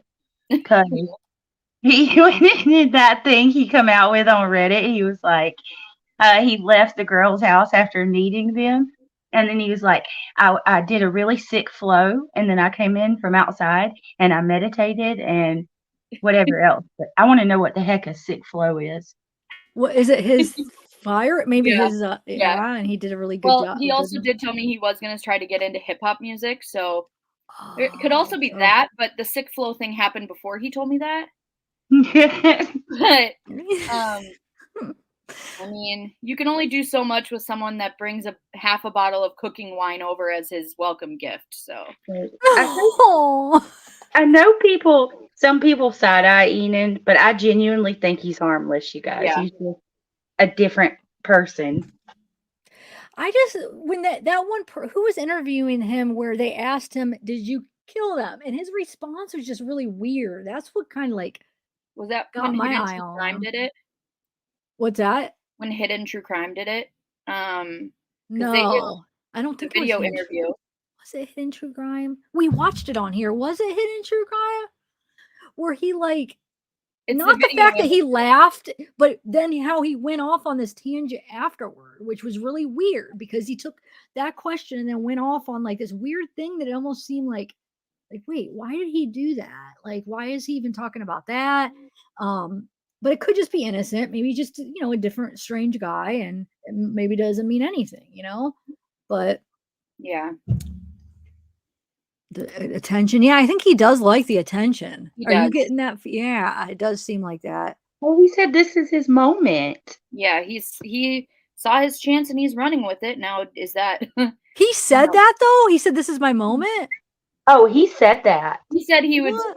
was gonna charge people for his autographs and stuff like that. Oh dang. He See? said dope new recipes are coming. All Yeah, kinds of He stuff. is using because it. he is Okay. also Chef Dizzy. If you guys are trying to find him anywhere else, Chef Dizzy. I'm gonna write that down. Is he like a pretty good chef, do you think?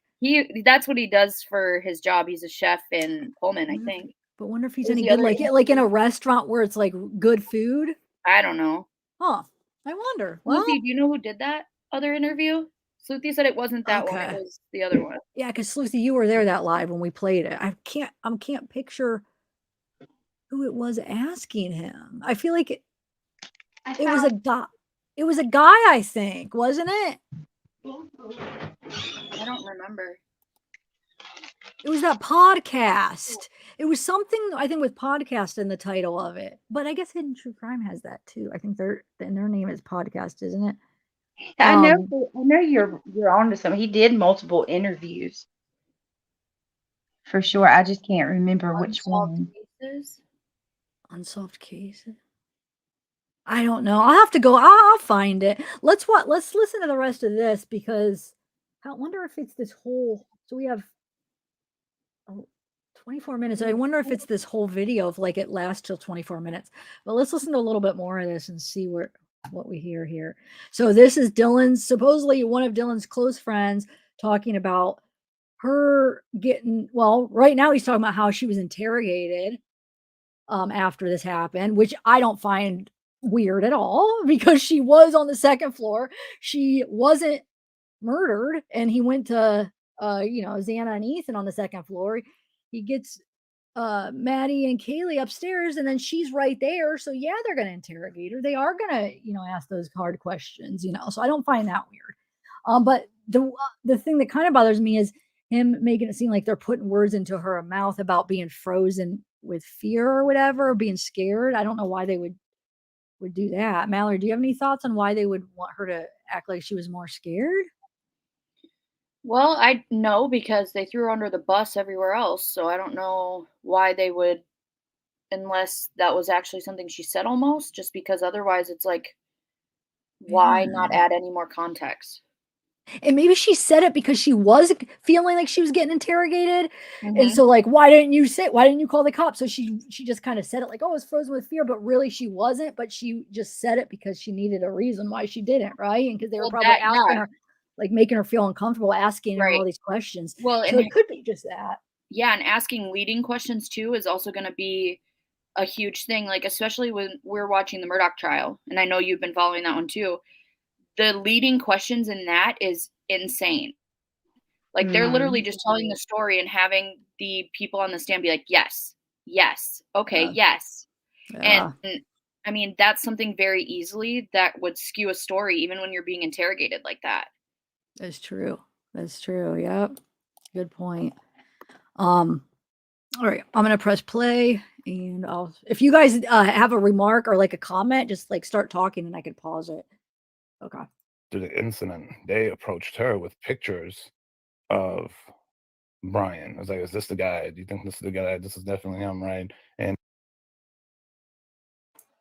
So according to him, after a few days, now, is that a few days after the interrogation portion of what he was talking about? At first few days where, um, just strictly, hounding her, talking to her about, why did they skip her room? Why was she alive? She yelled out. I mean, clearly, if she yelled out and in the manner that she did, the whole thing about, did Brian Koberger maybe perhaps not see her doesn't play into this. Now, perhaps, maybe he's thinking, he's in the commission of this crime. He hears somebody yell out. He's thinking that maybe perhaps they're calling the police. And so he needs to get out of there ASAP. Sees her, knows that she had yelled, probably just leaves, right? Just because police are on their way. This is rural Idaho. This isn't a big area. This is a small area. So you're probably figuring out that the police are going to get there within a matter of minutes, if not less than that. The police department wasn't very far from the house. It was just a few blocks away, probably about maybe 8 to 10 blocks.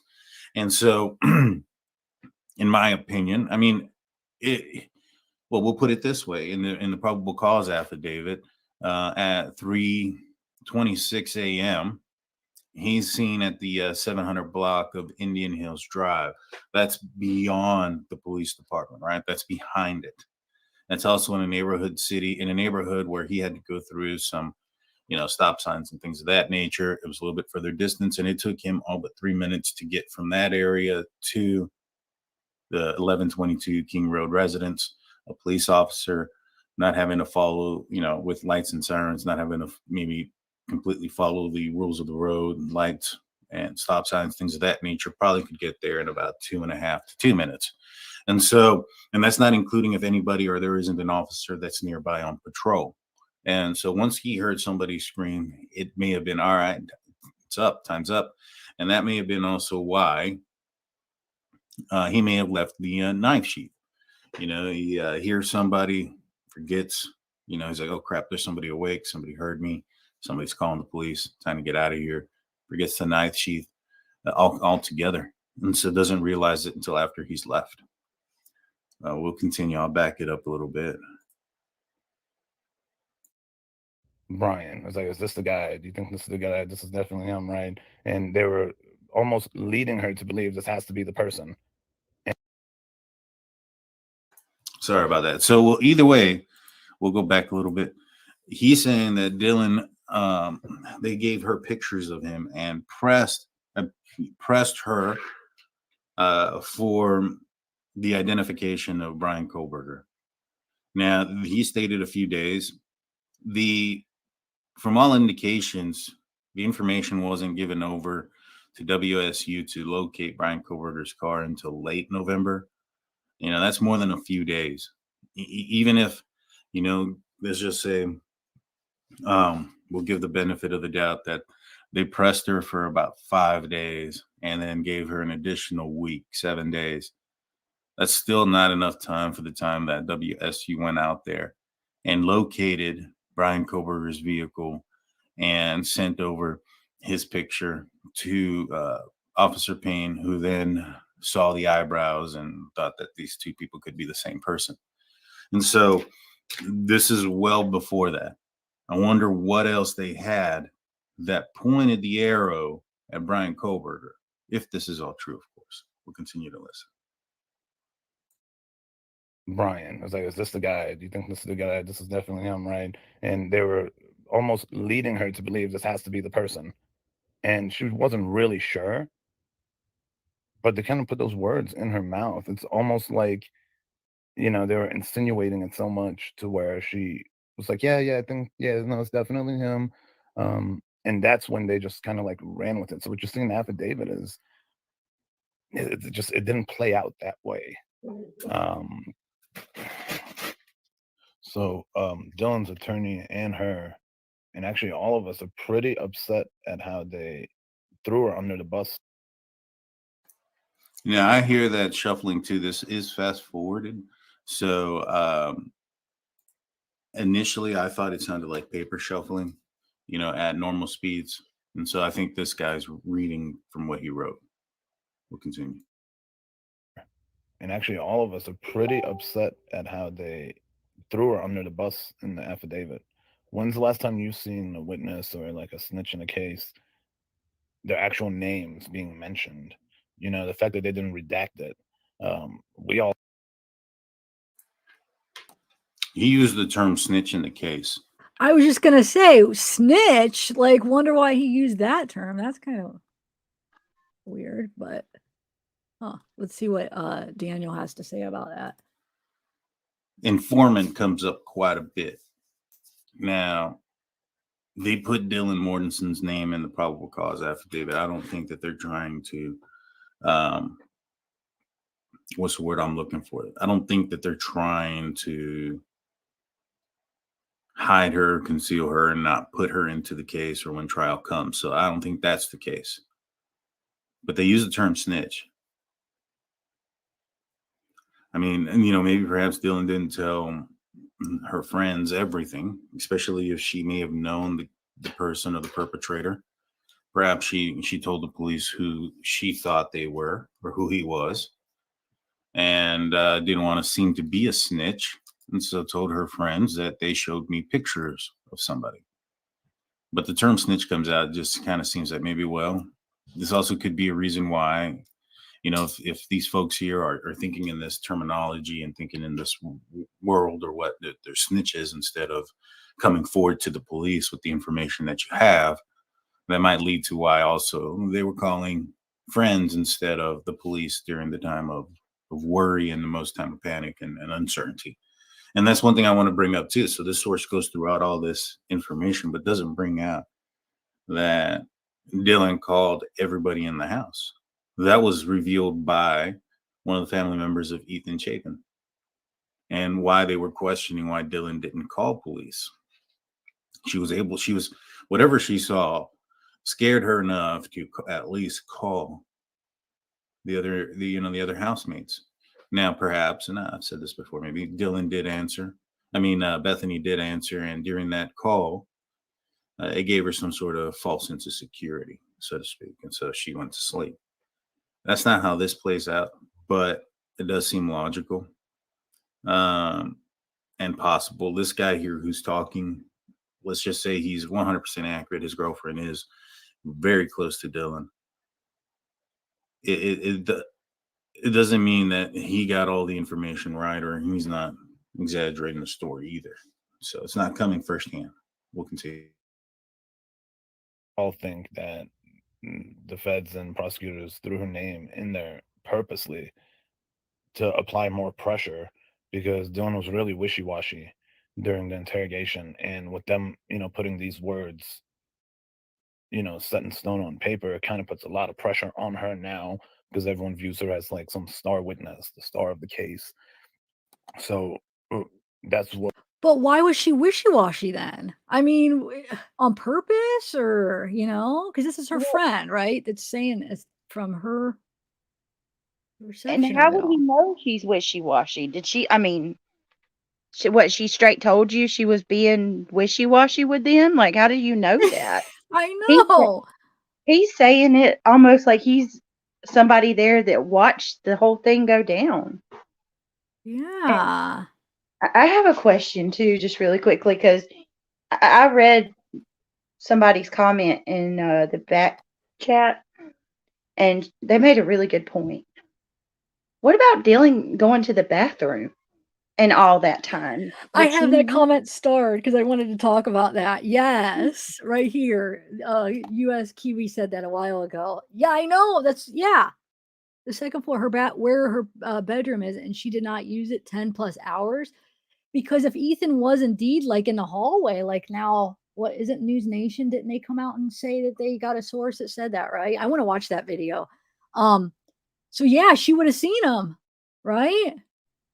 Yeah, because if you in the probable cause affidavit, it sounds to me when the investigator's explaining walking down the hallway, he sees them before he gets to the room, or at least one of them, Xana, I think. I mean, I don't think that door was shut. I mean, in the way that it sounds to me, at least one of them was either at her bedroom door or out in the hallway. But the thing that confuses me is we've heard that Ethan, might have been out in the hallway, right?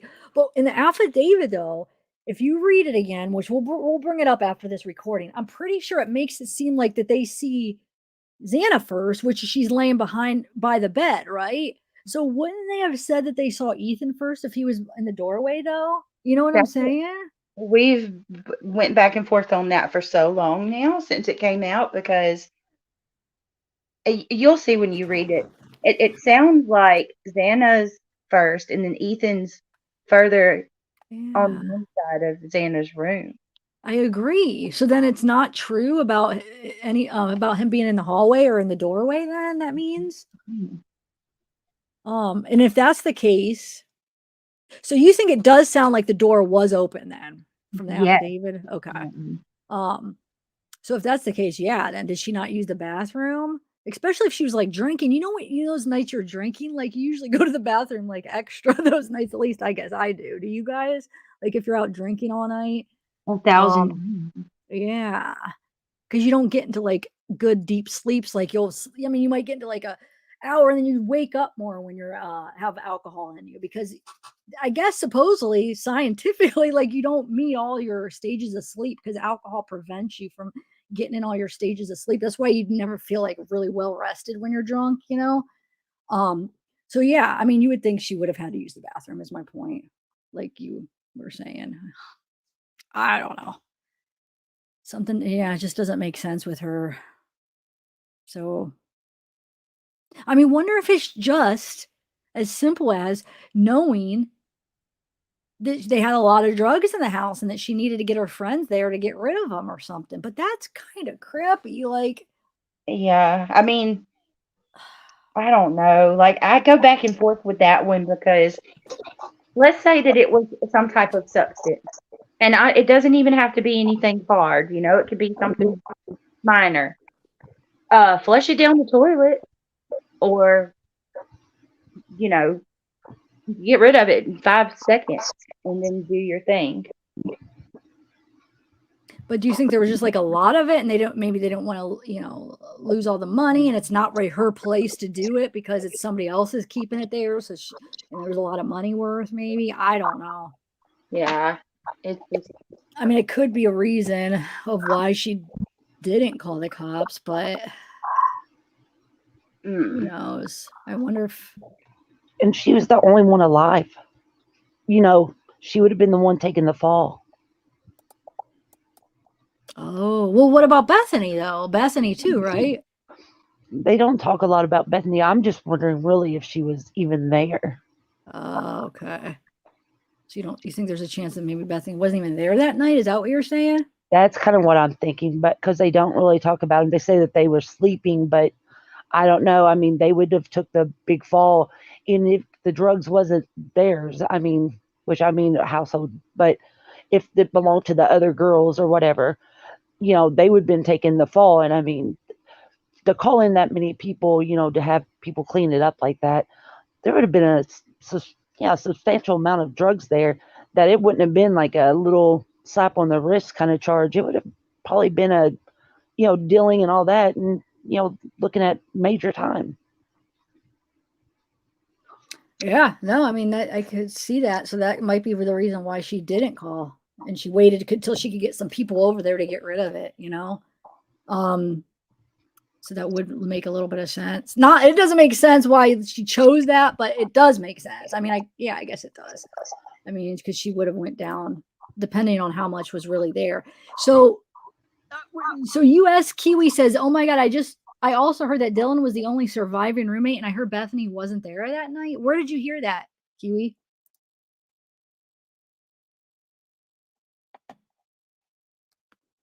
All right, I'm going to continue this. Let's see. Oh yeah, we're getting there. We're almost done. But we all believe that she kind of is getting screwed over by the feds and the prosecutor, because now she has to testify and she has to say kind of what words they put in her mouth instead of what she actually believed, and what she actually knows happened, like with her own words, not words that were like shoved in her mouth. This seems to allude that she knows something different and that her belief is different than what's in the probable cause affidavit. I question, what is it that he thinks could be different? Is it just the fact that perhaps, the only thing that's different is that she didn't see anything really, and she didn't really identify Brian Koberger, and that the that the law enforcement are trying to push her hand into positively identifying Brian? That reeks of cover up, to be honest with you. But I would expect the police department to come forward once they had pictures of Brian Koberger to ask her to identify and to see if she could identify him. But to apply the pressure that he's alluding is kind of it's putting somebody under duress, and that's not really typically the best approach, because if it comes out that she was under duress and forced to make these this witness testimony, then a lot of this case is going to get thrown out. We'll continue. So yeah, her attorney is pretty upset. She's pretty upset, but at the same time she knows that she can be a huge help in this case. So it's not like she's identifying somebody she didn't see. It just didn't play out necessarily like, oh, bushy eyebrows. She saw bushy eyebrows, and was able to 100% identify him. It's just initially when detectives and feds came in and took over the scene had been contaminated so badly by the local authorities. When they first came, first responders, they stomped all over the place, contaminated the scene. He's not wrong. This is a picture from that day there, and you can see that this officer here is not wearing booties.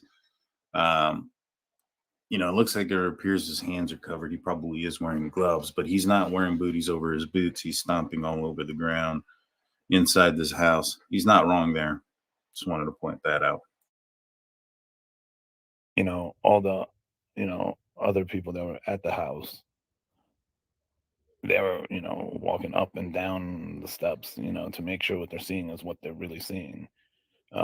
So I mean, this is a scene that was really badly contaminated. So to equal the playing field, the feds feel like, having a star witness is, is critical here. But just the way I will note that that part has to be speculation on his part, regardless of what Dylan knows and what Dylan has told him. There's no way that he knows that information, that the feds need a star witness. They need a witness to cover up some kind of deficiency in the evidence. I don't know if he knows what the entire evidence is. I know we all don't. And so I just wanted to bring that up. way she was being interrogated initially was it's kind of crazy. It's not what you guys think. They weren't being all sensitive and gentle to her. They were really accusatory and kind of, pressured, put the press on her. Thought that she might have something to do with it because it just didn't make sense to them why she's the only one alive. And on top of that, didn't see anything or really hear anything.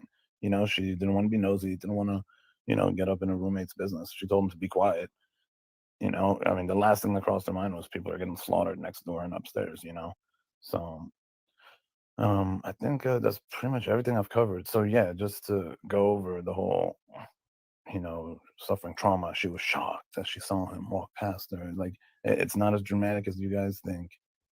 Like he was already halfway towards the kitchen and walking out. And for all of y'all that are scratching your heads, yes, police do lie. They've kind of thrown everybody around the ringer through this whole case from the very start. And you have to think about it. Why would a survivor, a victim, have to hire an attorney? Obviously, they were mistreating her pretty badly as they're interrogating her, and especially now throwing her name in an affidavit like that. That's all because they're pretty upset she hired an attorney to begin with. And because they want to put a lot of pressure on her from the public for her to be the star witness. But aside from that, she's doing good. She's the same old Dylan. Yeah, no, there's no trauma, PTSD, anything. She really feels for, her friends who are deceased, and she does beat herself up a little bit about not being more involved in the situation that night. But realistically, I mean, something like that's not going to cross your mind that something like that's taking place in your house. So yes, she does feel for the family, and she's really saddened by the whole situation. But as far as her as an individual, she's still the same person. She's not like a traumatized individual, So yeah, I think I pretty much covered everything. And let's see. Yeah, no, that's everything. And that was everything that he had. So a lot of stuff to unpack there, a lot of stuff to listen to. It's Okay. Yikes. But she did witness something. And he's like, oh, she didn't see anything. She did. I mean, she actually seen him. I know she didn't get a good look at him. And another thing that I don't understand. Okay, so he left the sheath there of the knife, right? Wouldn't the knife be like just dripping with blood? Did he put it in his pocket? I mean, like, was there evidence of the blood dripping? There wasn't as he walked out. Girl, I was asking that Did too. I mean, that's a pretty big blade. You just walk out holding it? What'd you do with it? Yeah. Somebody had said something that was good that I read, and I just forgot it. Never mind. I just had a moment. I do I it was all the holding time. on to it this whole time. Oh, I'm sorry. No, it's That's why it's my fault. It happens every It day. does. It'll come back to her though. It'll come back. Somebody that in the chat that said that in this video is where it says the only roommate, the living roommate. Wait, say that again. Someone in chat wrote several times on here that in this video we just watched, it says in there several times that she was the only living roommate. What video? The The one one- with drunk turkey? Yes. The one we just, Oh, he says that. I didn't even catch that. yes, ma'am, that's where it came from.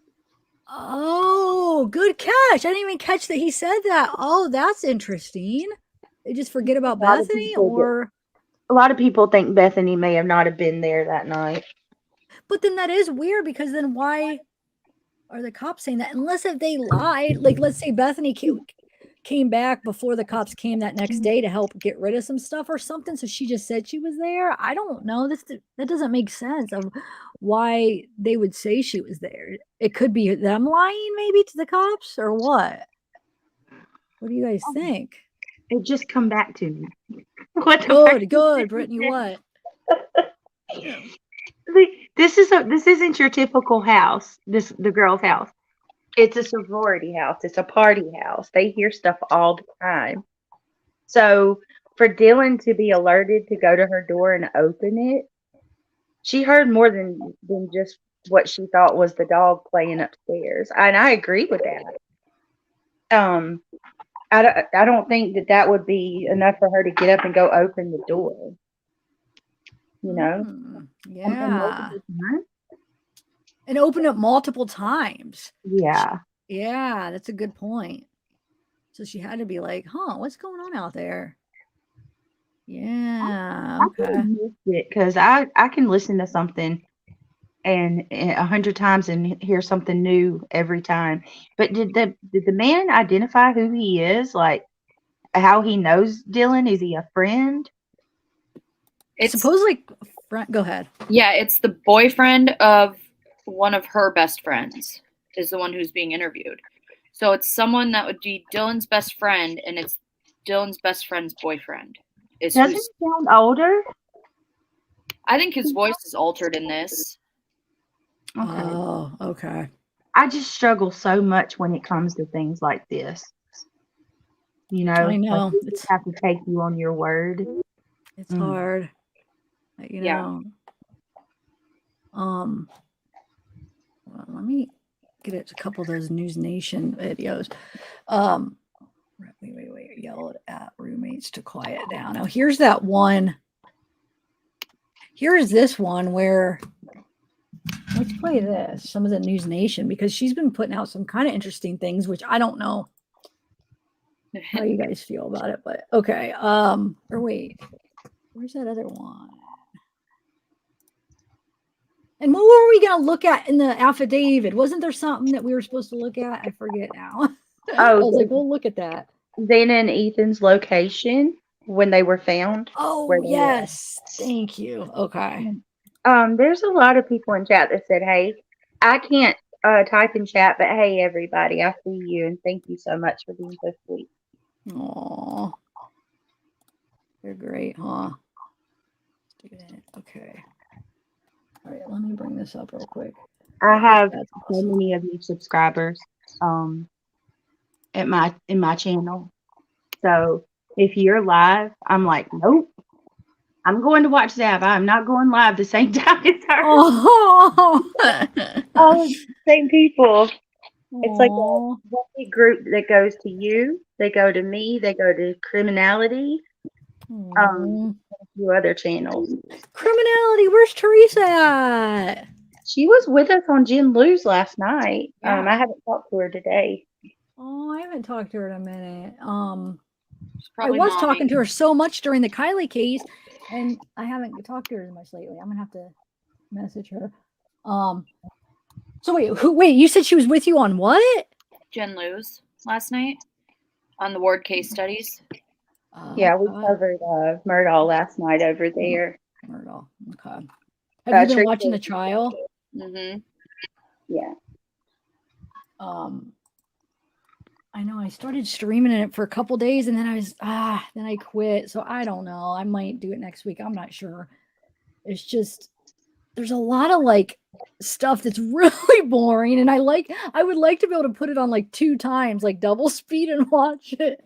I know that sounds bad, but I mean it helps. Like you get through it quicker. Yeah, and I do. I watch it on Emily D. Baker, and then okay. But even listening to her at 2 times speed is so good. It's so funny. Okay, yeah, listening so you don't watch it live then? So you watch it I try to, because she streams it live, but then she obviously gives the commentary because that's what her background is in. But she talks fast to begin with, so then listening to her at 2 times speed and listening to the trial, it's very funny. I bet, since she Aw. So you just probably wait till later on in the day to play it, so then you just kinda catch up. Is that what you do? Yeah, just mostly because they're an hour in front of me, so I'm not usually Oh, awake right when it starts, or I'll okay, be at work and then I'll have to like catch up, but I okay, try. yeah. Hey, General Sorrow. All right, let me see what this one. This is just the one thing about the surviving roommate yelled at roommates to quiet down. I remember reading about that. Like I think it was on a Reddit post or something like a few weeks ago. So is that? Well, let's listen to And them. That's let me probably. tell you, it certainly does give a little bit more perspective as to why she didn't call 911 right away, perhaps. We're told that Dylan actually mistook the noises that she'd been hearing. Remember, the affidavit said that around 4 a.m., she could hear some noises up on the third floor, thought it was maybe, Kaylee playing with the dog, Murphy, didn't think a lot more than that. But ultimately, a few moments later, she heard a lot of noises. She opened her door and effectively kind of yelled out to her roommates, calm down, like cut it out, keep it down. You guys are being loud. I'm trying to sleep. It's late, thinking that there were roommates horsing around, that perhaps all that noise that she was hearing was just them, being boisterous and still in party mode. It was late Saturday night, early Sunday morning. So she then closed her door and went back to bed, but within minutes, perhaps sort of roused again by noise, opens the door again, was going to say something again to the effect of, keep it down already. It's the middle of the night. And that's when she sees the figure coming towards her. Now, this has been a big bone of contention for a lot of people. Why, if you saw some shadowy, terrifying figure walking towards you, would you just close your door and go back to bed and not call the police? And the characterization to the source who spoke directly with her after the murders is that she didn't think that figure was anything other than just part of the horsing around, maybe one of the partiers, maybe somebody who was a friend of one of the other roommates that was making all the noise. But it, startled her nonetheless to see a man in the middle of the night, dark, walking towards her. Thank you for. So okay, so that does go. That's what Drunk Turkey he was talking about. How it kind of does kind of go along with what that guy said. She wasn't afraid. She just Yeah. But why wouldn't well, I guess that still goes along with because I was gonna say why wouldn't she have told law enforcement that? So she didn't tell him because she was being interrogated? He didn't make it seem like that she did get to tell him, right? That oh no, she just yelled. Did she yell? She yelled at them. Oh my god, I can't even talk right now. That she yelled at them to be quiet. So Right. do you think she just didn't get a chance because the way that they were coming at her? Um, it could be that. I mean, she could have said it out loud too in the interrogation or the interview, and they just were like, "But did it really happen that way? Are you sure that that's what you remember?" Or something like Uh, that. And then they're not going to obviously write down if she's saying something completely different than what they're trying to say. So, mm. I mean, she very well could have verbally said it, and then they were just like, "Are you sure that's what you remember?" But Or something like that. why would they not want that to be how it happened? You know what I'm saying? Like, what would be their intention? It's Um, I mean, I don't know. It could be that she saw Brian and they didn't want any reason for, like, I don't know, because either way, if she was scared or if she just saw him in passing because she was pissed and shut her door, either way, she still saw him the same amount of time. So it shouldn't matter necessarily. If anything, it makes her look worse by them saying she was just scared and saw him and knew that it was him and blah, you know what I mean? That just puts her in a bad light. yeah, it makes her look a lot worse because that's Right. what we were discussing that it was like, well, maybe she just thought it was them horsing around. It was just like friends. But then we're like, well, no, it said she was frozen in fear and she locked the Right. door. So if that was the case, then she knew something was going on. So yeah, that kind of makes me mad if that's how it went down and the cops kind of like changed it to her being scared. But I don't understand, like you're saying, like what is the motive? Like, why does that change anything for the cops? I mean, it should make more sense why she didn't call 911.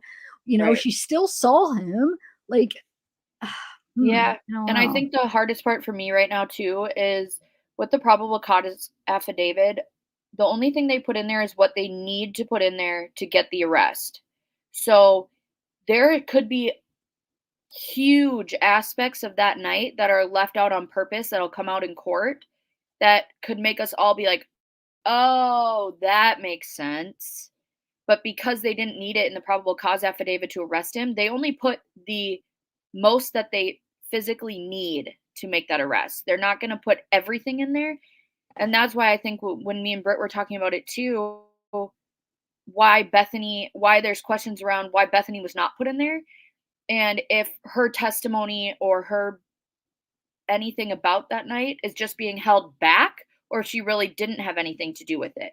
Because technically not everything needs to be in that probable cause affidavit. So, but it is weird what information they did choose to put in there to like make it look like Dylan was such a bad person in this. Yeah.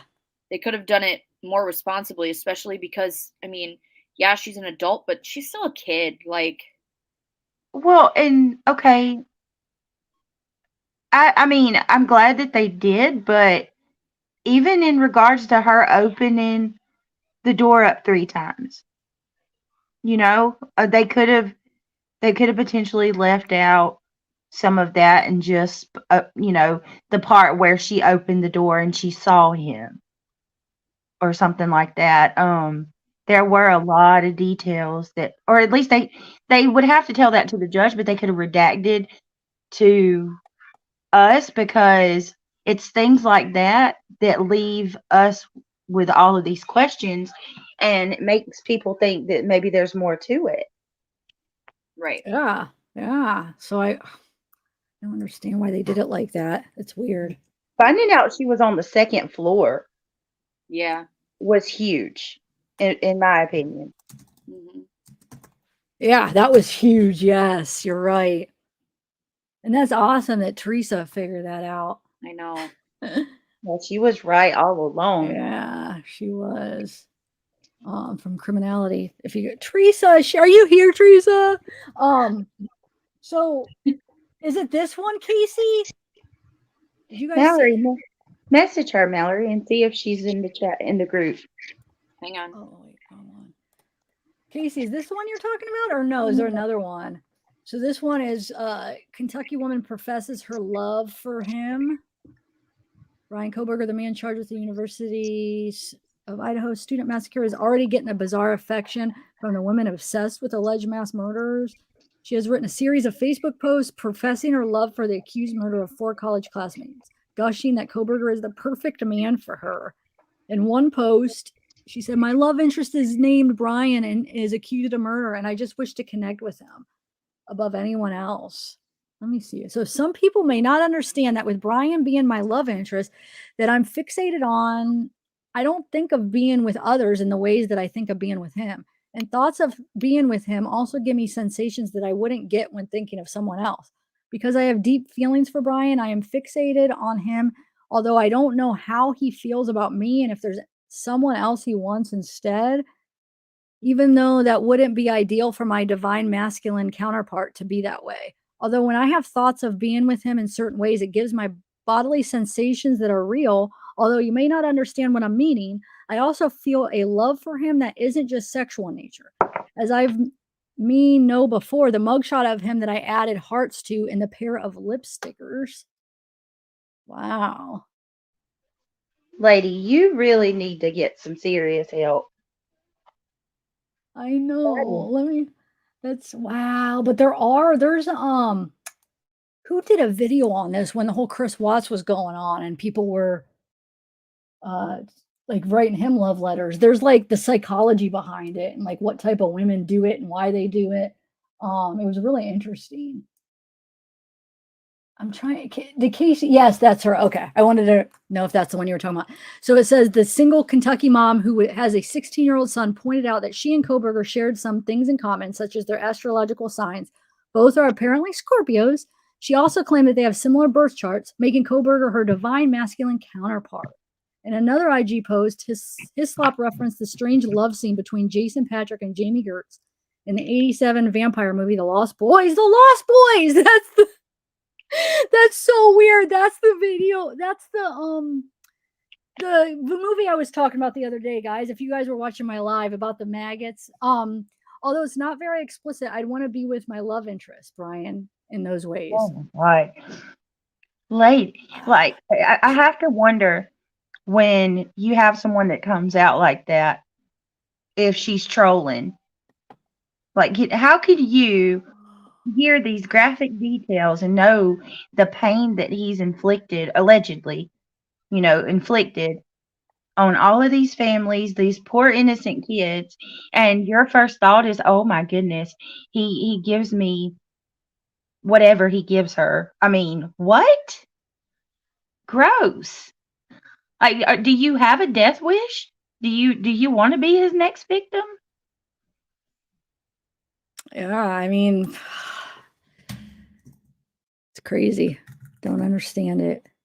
A lot of them, I remember a part of the psychology behind it is because them knowing, well, he hasn't been convicted yet, but a lot of it is them knowing that they'll never actually be out free. You know what I'm saying? So they don't have to be afraid of that. But I don't know. I gotta find it. There's actually a really good article, but then somebody made a video on it too that kind of brought in the article and brought in other stuff. It was so interesting about like people that fall in love with these killers. It happens a lot, Brittany. You look into I it, it's would love to look crazy. into that and see if there's like a commonality between these women. If they've had trauma in their past or potential daddy issues in some way. It is. I think that they brought up some like, that they experienced some kind of trauma. I'm gonna find it. Hold on one second. You guys chat. I'm gonna see if I could find the video because I think I remember who did the video. Like a picture. Mallory, Hold on. What? You gonna get you a prison lover. No, I don't get the same sensations that she does from that. I know her talking about all these sensations. Not my thing. Oh my lord. Oh. I would write someone, but it would be to ask questions, hoping I could get questions for cases. But that's as far as it's going. Or if they're like pretending just to get answers, but it sounds like she's not Yeah. pretending. Yeah. She's playing their wedding. Oh. Dark Sea said her dating profile says I love red flags. No. Oh, I see. Oh lordy. What? Okay, let me bring up I'll bring up the part real quick while I'm looking for the video. I'll put up the part on the affidavit, Brittany, that we were talking about, and we'll see if you want to look at it. I mean, what do you think? Yeah, I think it's worth reading that part because that's actually one of the examples of what I mean by this information coming out kind of contradicting the affidavit.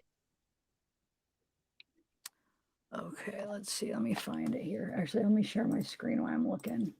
All right, so where is it? Sitting, or wait, what page am I on? I think it's up farther.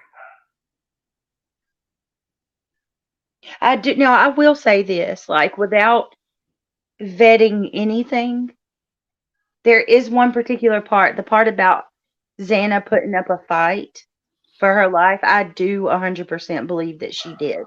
Yeah. Just based off of what her Mr. Kernodle said. About her injuries, you mean? Yeah. And I mean, that gives me hope that maybe she, if she fought like that, maybe she has some DNA under her nails. One of them.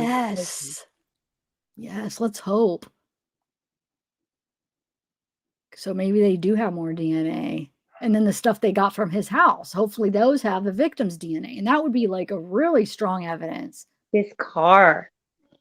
I'm hoping that at the very, I mean, we know he cleaned his car out, but luminol, if they use luminol on those seats and they detected blood, and hopefully maybe a hair follicle, something from his car though, but I think would be that we would have a better chance of getting evidence from his car more so than his apartment.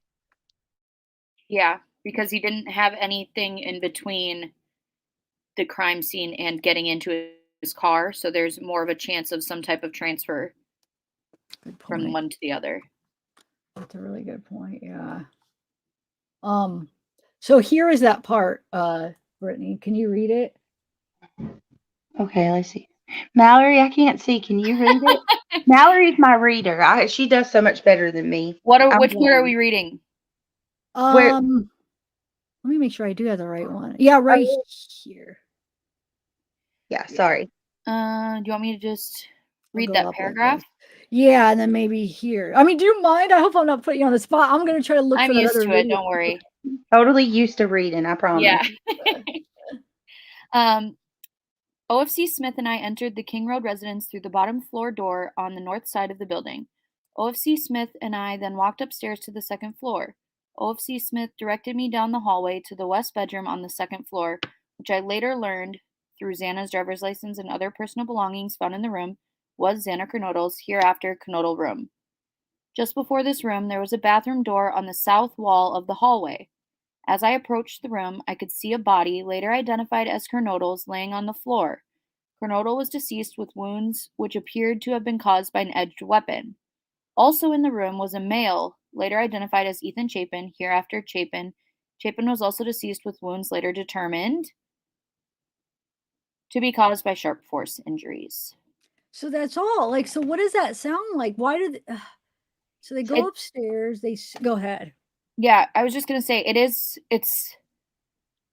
it sounds like when they came up the stairs from the first floor entrance that they turn and they can see Xana first. That's the way that it sounds. And then that she was in the doorway of her bedroom. And then once they go in, that is when they see Ethan.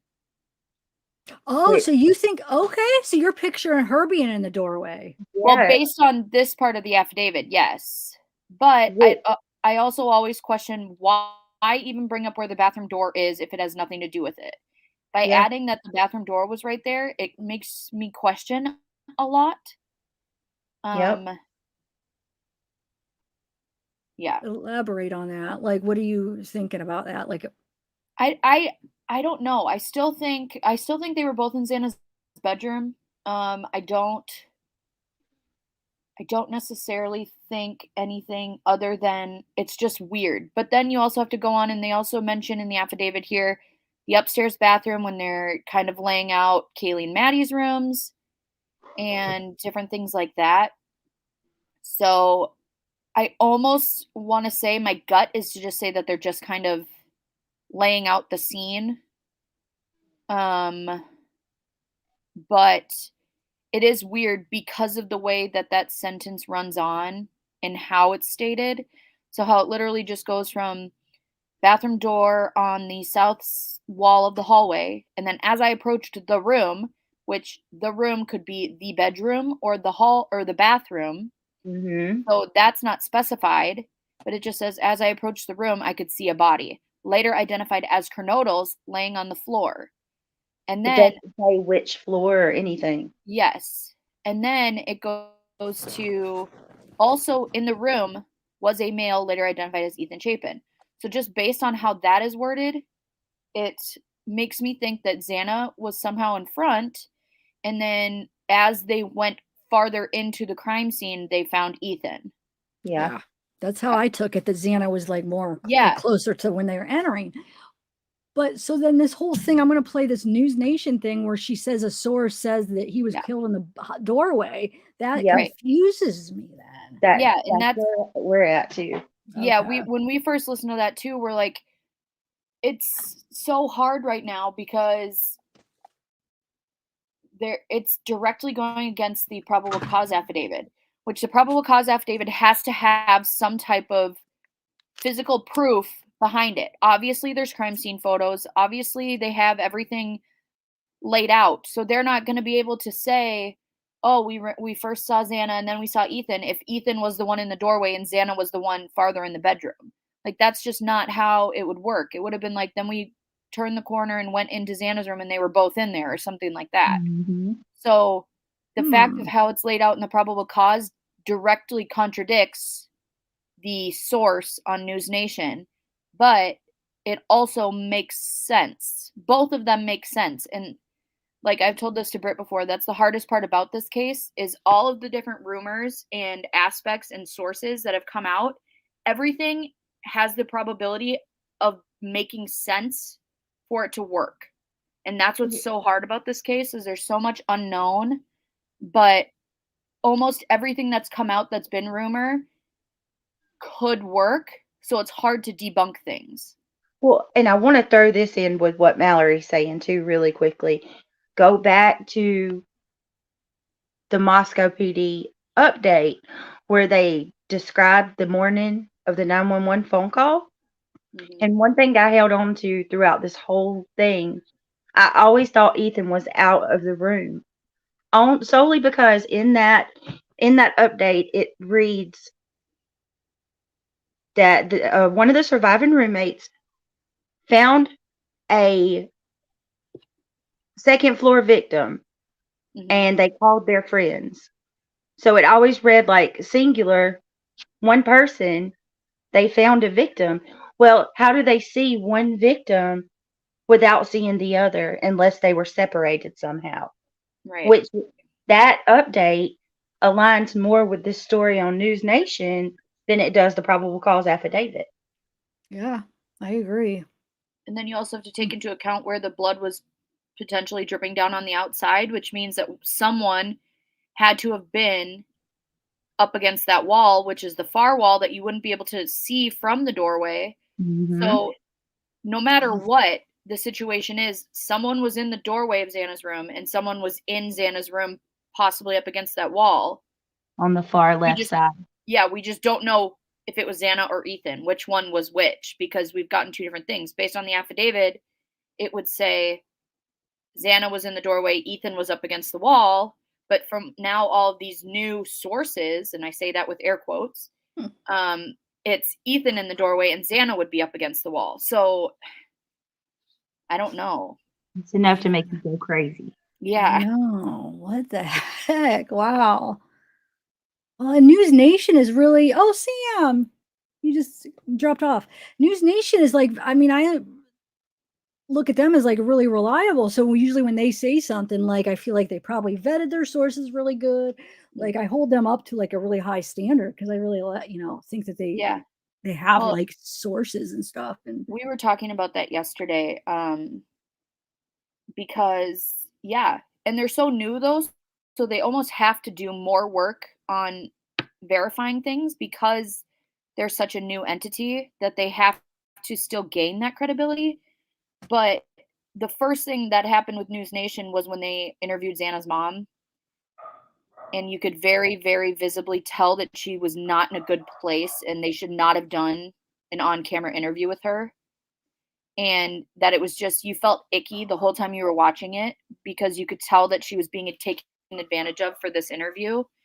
And that was like the first time we're like, where are your morals in this? And then now, like the last 3 nights, it's just been like, this source said this, this source said that. And it's like, okay, but you can't just throw sources out there. Like people are not going to believe you. But it sucks because I love Brian Enton. So it's very hard for me to also feel the same way. Like I love News Nation. I think they do great. But these last, like this case, the Idaho case, is not helping them whatsoever. Yeah, they need to kind of put the lemon down in a metaphorical sense. Realize that as for now, you squeezed all of the juice you're going to get out of it until we can get some legible updates. Because they don't even have it as bad as us. We in the true crime community, we stick to true crime. They're a news network. They can cover anything. Yeah. And it's like they're stuck on Idaho to the point where they're willing to put anything out at this point because there's nothing new. Man. Well, yeah, no. Oh, God, I hope because they were like my go-to. I know. Place. So, okay, so I was gonna play that one because I didn't get to listen to it all, but that is like 8 days old. So we can listen to that one, or would you rather listen to the ones from like yesterday where There's one that says, did first responders contaminate the Idaho murder scene? Or theory suggests Idaho planted the knife sheath, Idaho suspect. What one do you guys want to listen to? I'm going to play one of them, but I don't know. Is the one about Ethan being killed in the doorway, is it interesting? Yeah, I mean, yeah, the whole story on that aspect is it's very interesting, and it also makes you wonder, like, okay, this could have happened. But then you're also like, this also contradicts the PCA, so then which one's which? I think that one is the one of the most interesting. And then Okay. I haven't seen the clips from yesterday, but I've heard what they say. Okay. But yeah, this one's a good one. Well, let's play this because I haven't got to hear it all. Okay, let's see. And this new information that is coming to us from sources close to the investigation, it really does fly in the face of what the coroner had reported earlier. Is it possible that both things can be true at the same time, what the coroner said and what these sources have said? Well, good to be back with you, Ashley. Yes, the short answer is yes. When I listened to what the coroner shared, those are very, very general terms, very general comments. So, and now we're talking about specifics. So yes, in the big picture of things, both of those statements are going to be accurate. And then the notion that Ethan may have made his way partially out into the hallway. Is it possible that maybe the attack began there, but then ended in the bed? And forensically speaking, and I'll get Joseph Scott Morgan to add to this in a moment, they would be able to tell, the murder investigators would be able to tell? I think so. I had talked about this before, that it's certainly possible that the evildoer, I will not say his name, did not know about Ethan being present in the house. So he is going to be kind of like a Ron Goldman, Nicole Brown situation, where he is collateral damage. He has to address the fact that he has an unknown present in front of him. So I don't think that he is, when he gets to Ethan and makes that attack, it is certainly possible that he falls back into the bedroom, onto the bed, and then Xana at that point understands that there's something going on. She may already be awake, as Ethan is, and then once he has taken care of Ethan, then he goes after Xana, and she is awake and aware, which gives her the ability to put up a heck of a fight. And unfortunately, of course, it turned out the way it did. So I would say that if the information that you've received is correct, is accurate, that it certainly falls in line with what we were told in very general terms at the beginning of this, and then what the evidence, as far as I was concerned, had led me to speculate on. So yes. So Joseph Scott Morgan, I was trying to be as tender as possible with the coroner in asking the nature of this is before we ever knew anything about the nature of the stabbings. And I asked if any of the victims had been slashed. And she seemed to be very clear that these were all stab wounds. But these sources are saying that, Ethan had been slashed, that his neck had been slashed, and that was the original injury he received. I guess the same question for you. Can those two things still be true? Can a coroner consider a slash a stab?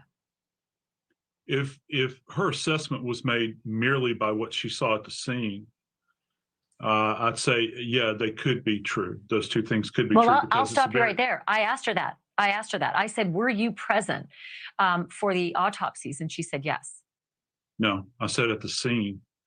If she made that assessment at the scene, just to be very blunt with you, these injuries are going to be encrusted with blood. It's hard to make that assessment at the scene.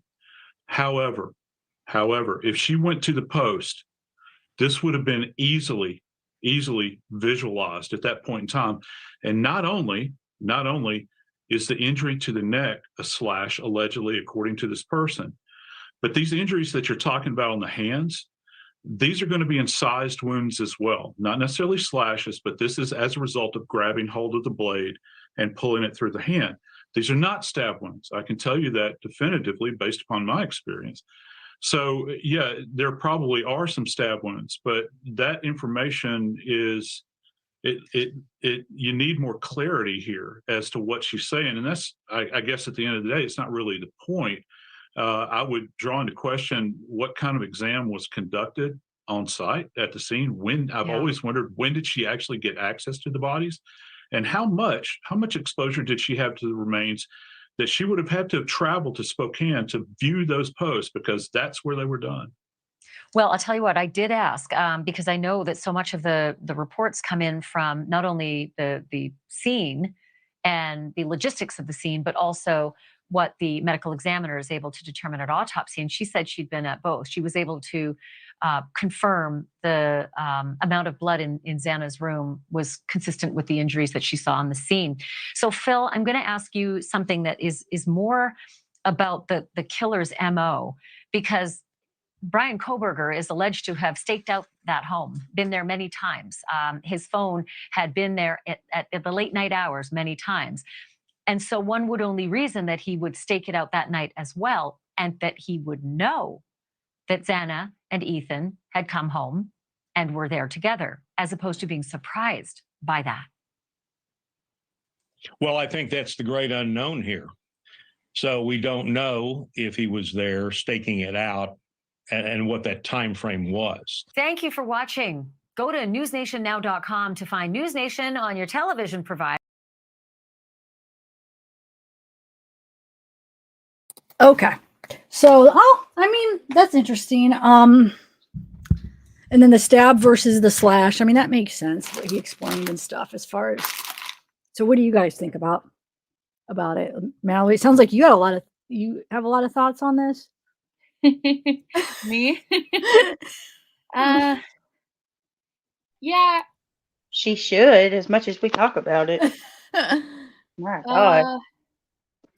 Well, the one thing that comes to mind when they start fighting back and forth about slashes versus stabs is the different wording in the affidavit between injuries. So, with Xana and Ethan, theirs are worded differently. One is sharp force injuries, and one of them is sharp edged injuries or something like that. So that one has always kind of made me go like, why wouldn't you just use one word throughout if they're all the same cause and manner of death? And then for Maddie and Kaylee, it then came up as stab wounds. They had visible stab wounds.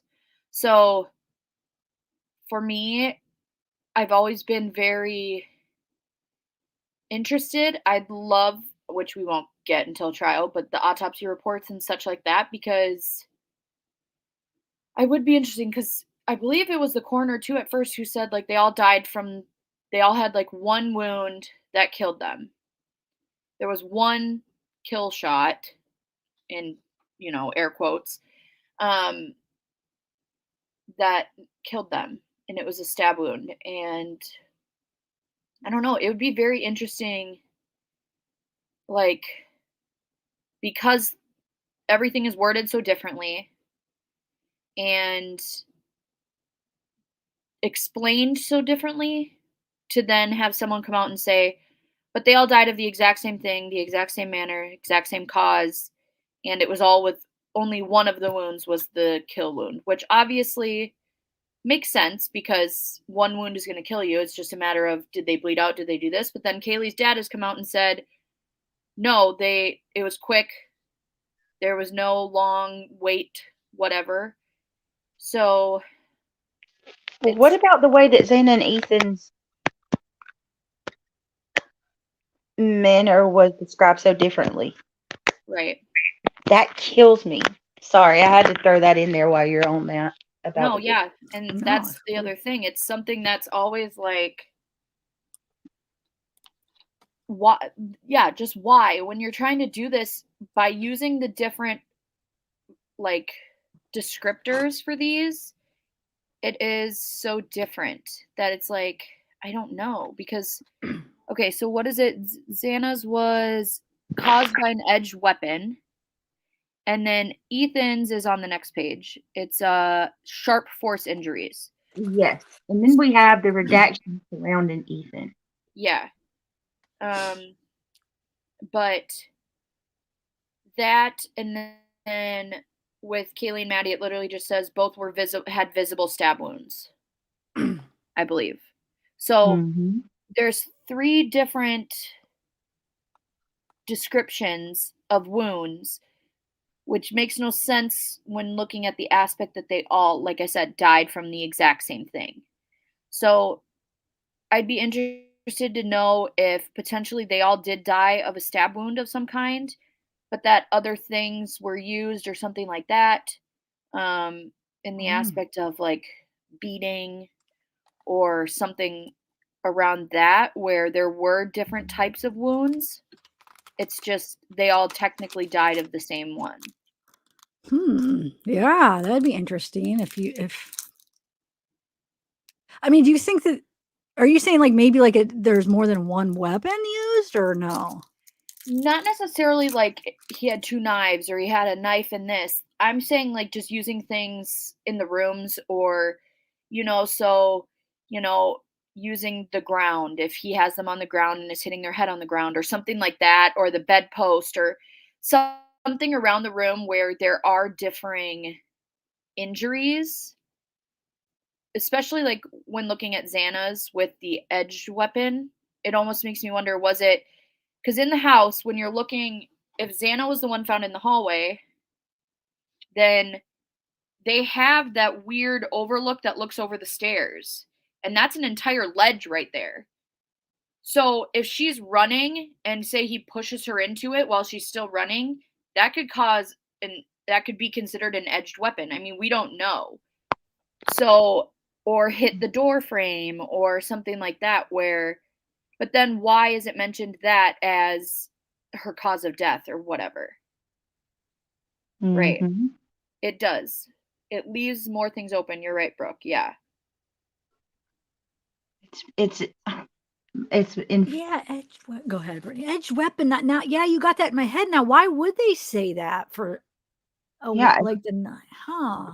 Well, and then and it's just like, why? for one person. Yeah. Well, or say sharp force injury for Ethan, but then just go ahead and say, well, Maddie and Kaylee were stabbed. Like, Yeah. why don't you just say all 4 were stabbed? Well, and then that's when it gets your mind to going with what I said. Well, I hadn't said it on here, but I've pondered all different scenarios. Could it be that he had multiple weapons? But if that was the case, why would they not put that out there? They put the K-bar knife out.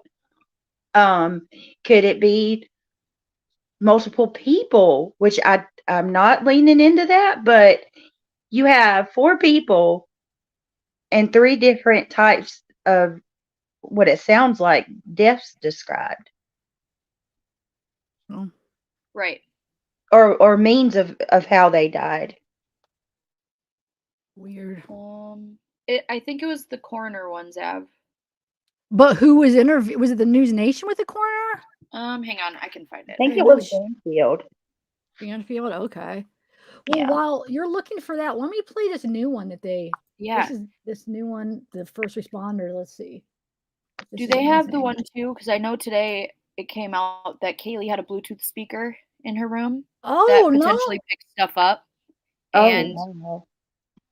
I posted it. Go ahead. Go ahead. Sorry. Here, hang on, Zab. I'll forward it to you on Facebook. Hang on, the TikTok that I was watching with it. And y'all, I hate this so much because this is such a good live, but I have to go to the recycling center before they close. So okay. I know it's every time. Thank you so much for having me. Oh, thank you for coming on. I know, me too. I'm like, I was in the middle of cleaning when Bert was like, "Come up on Zabs," and I'm like, "Hey." I'm glad you guys did. This has been a really good chat. My other half.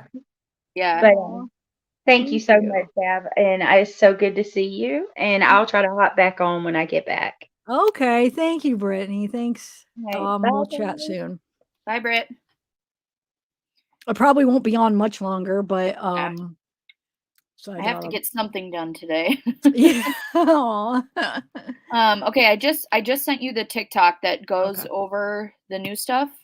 Okay, cool. On Facebook, I sent it to you, but yeah, I don't know. Okay. But they go over how you're good.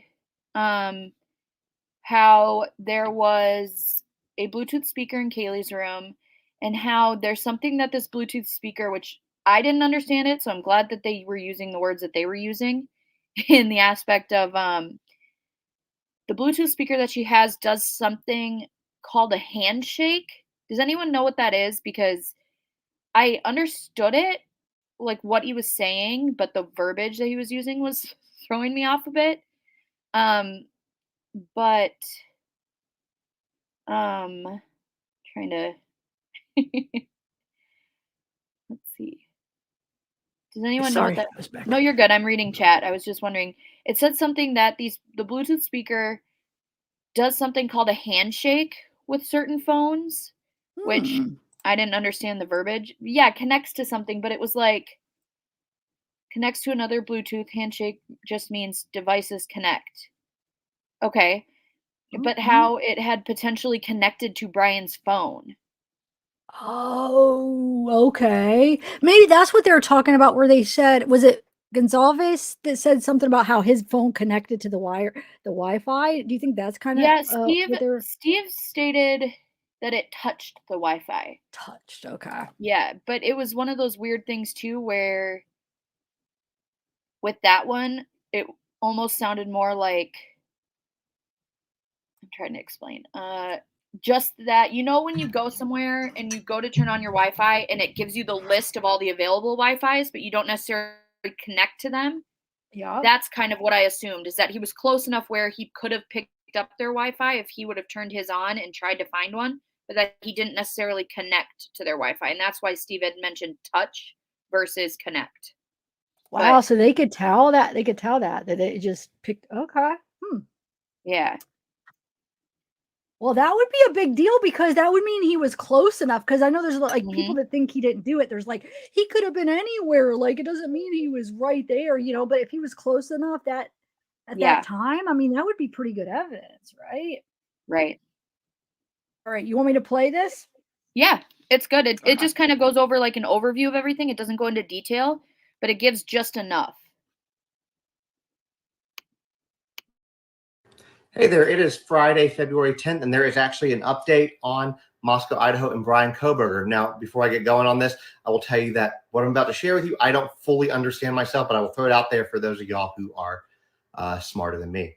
So we know that News Nation, Ashley Banfield, there's a leak somewhere in this investigation, and they have a source that is close to the investigation. And what they've told News Nation is that the police apparently have a Bluetooth speaker that came from Kaylee's room, and that there's a chance that that Bluetooth speaker tried to reach out, something called a handshake, where the device tries to reach out to another device and they attempted handshake, might have tried to reach out to Brian's phone, because even if it was on airplane mode, Bluetooth still works, which also means that there are likely other Bluetooth devices in the house that perhaps the phone could have made an attempted handshake with. Now, apparently this doesn't happen with every device, and a lot of times it can happen without you even knowing that your device is doing it. Now, moving on, they were talking about the first responders and the contaminated crime scene. So apparently first responders were not wearing any type of booties.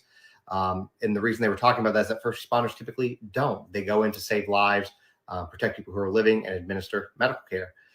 They aren't equipped to lock down a crime scene, but they are supposed to corner off that crime scene and protect it from unauthorized people. They're supposed to call the correct people in, and it's unclear of the situation, and when they went in fast, they also tracked in snow melting chemicals into the house. Apparently, Kohberger, Brian is fighting to keep the gag orders in place. So if you guys don't realize or know, the Gonsalves' family attorney is fighting to overturn the gag order, basically objecting to it. If you want to see those documents, they are on my Instagram in their entirety. But Brian is trying to keep the gag order in place. Now, the judge did say that the families can talk if they want to. This goes back to talking about that the gag order only applies to people involved in the case, police, attorneys, etc., but not the actual families. They can still talk and speak out if they feel so inclined. Another thing that happened today, and the last thing I'm going to share with you in a second is huge. But one thing that they started today was a petition on change.org to remove Ann Taylor from representing Brian. if you want to sign that, you can. I put it in my link tree, third link down, if you want to sign that. And then lastly, apparently they know, News Nation knows who made that 911 call. They ended on a cliffhanger saying that we won't find out till Monday. So I will be streaming Banfield on Monday, most likely exclusively on YouTube, just on TikTok on YouTube if you want to see it. But we are going to learn who actually made the 911 call. Oh wow, that was pretty interesting. Okay. Yeah. I didn't realize that the gag order didn't pertain to like the family, because I thought with the Delphi case that it did pertain to the family. It differs. So it has to be specific. I know the original gag order didn't cover the families, the family attorneys. It just covered the attorneys within the actual case and law enforcement. And then they did the amended gag order. And that one then ended the lawyers for the families to be able to say anything. But obviously the courts can't say to someone's loved one, you can't talk about this. So that's when Shannon Gray came out, which is the Gonsalves attorney, and was like, I'm not coming out here and talking with my thoughts about the case. I'm just relaying what the family wants me to say to the public. So it's me just being their spokesperson.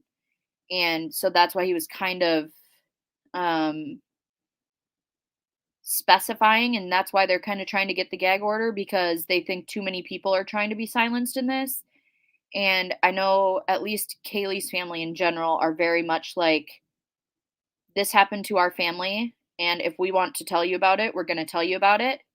And I think they should have that right. I do think, obviously, they just have to be smart about what they share, because if something comes out that shouldn't be coming out, it's going to be harmful to the case. But yeah. Yeah, get I don't justice. Yeah, it would be, so hopefully they'll be smart about it.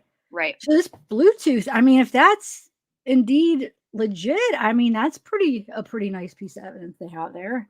So, I'm hoping they do have a few of those up their sleeve, for the trial against Brian. And I think they do, right? They have to have something more than that DNA. They have to. Well, and if you think about the aspect too of the preliminary hearing that happens, June 26th, they've asked for at least 4 days to be able to lay out their evidence. That's very unusual. Usually it's like a day, if that, to just lay out for the preliminary and then to make sure. They asked for at least 4 full days. I think they said they need 4 to 6 or something like that. So imagine how much information, like in the Murdaugh trial, that we've gotten in a week. That's going to be just the preliminary hearing for Idaho. So that's going to be like a huge, that's why I haven't lost hope yet in that aspect of how much they're holding back, because if they have at least 4 full days worth of evidence to say, hey, we can charge this guy, I do think that there's a lot that they know that they're holding back. That'd be good. I think was it Chad Daybell's preliminary hearing? Remember, that was like a week long, but they had a lot of stuff. So yeah, and it's it's nuts though. I mean, did they say that Chad's was going to be that long? They obviously had to have planned it for a certain amount of time, but then it's like, if you ask for 6 days and they only give you 4, then do you just have to pick the pieces that you think are most important to show? Do you have to cut down the 2? Or is it something where you just keep going? Yeah, I don't know. But I mean, you either. would think, like you're saying, if all they really did have was the DNA and then like the car information, like the catching his car driving, that wouldn't take like 4 or 5 days. So they have to have other stuff. Right. Because There it's like has to 8 be hours a enough, day, almost basically. Yeah. Exactly. So, do you think that they found DNA of the victims at Brian's house? No. You don't? No. The dog hair or the animal hair I find interesting. I don't know.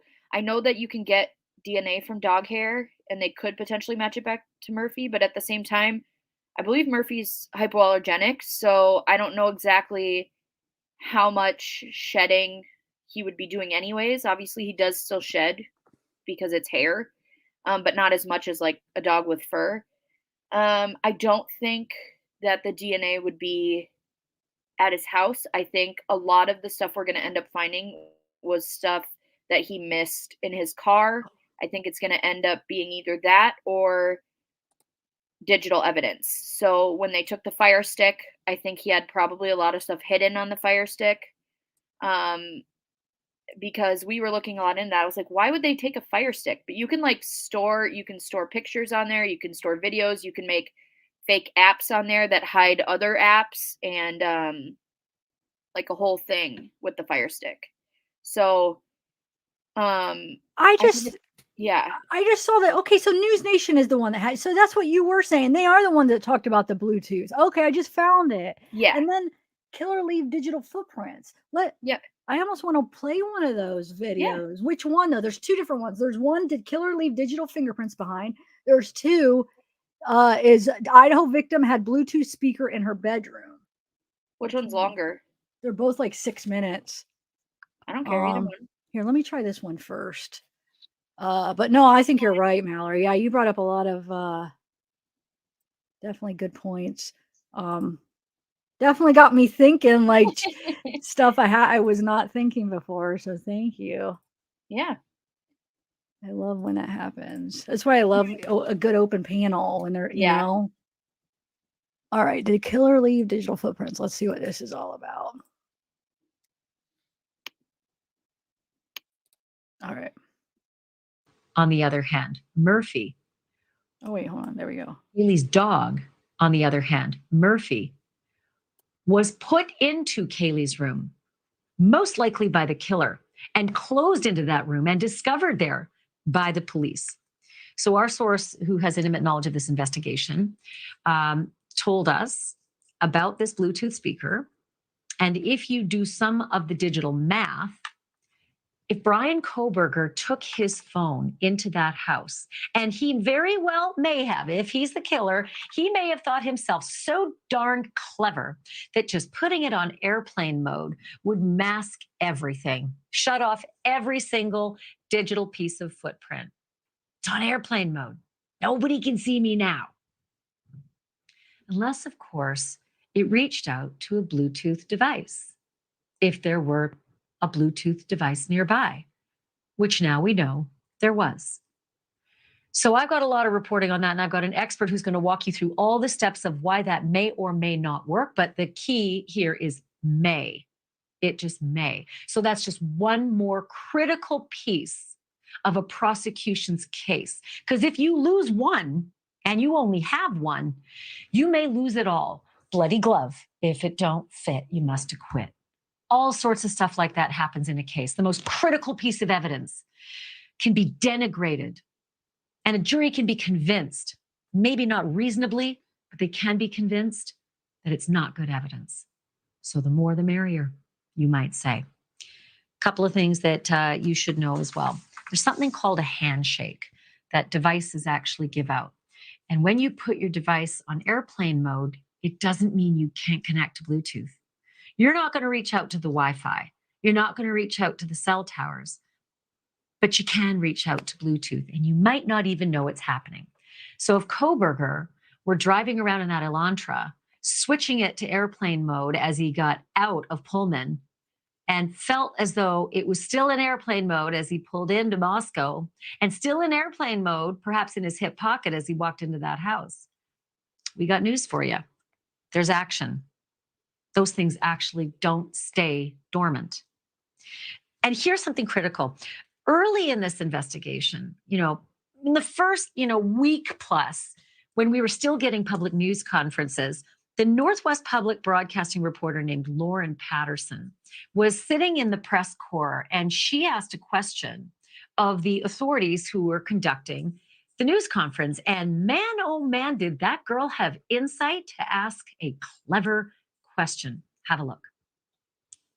Curious if the Wi-Fi hotspot has been tapped at all. It's possible if the suspect had their phone on them, it may have pinged off the Wi-Fi in the residence. Has that been checked on at all? As I stated, our investigation is looking at every avenue of every piece of evidence that we can. every avenue of every piece of evidence of, okay, I get it. They're not going to say it there. And they didn't say it for 4 months. But now we know. Source close to the investigation saying a Bluetooth speaker was discovered by the police in Kaylee's room. I want to bring in our senior national correspondent, Brian Enton, on this. Brian, there's so little that we know about the actual investigative pieces inside the house. We have the affidavits, we have a brief narrative, like a little tippy top of the mountain, right? Affidavits are giant. There's so much that could be in them. But the probable cause doesn't have to be, right? You can just give enough to get an arrest. You don't have to give the whole narrative. That's for trial. That's for later.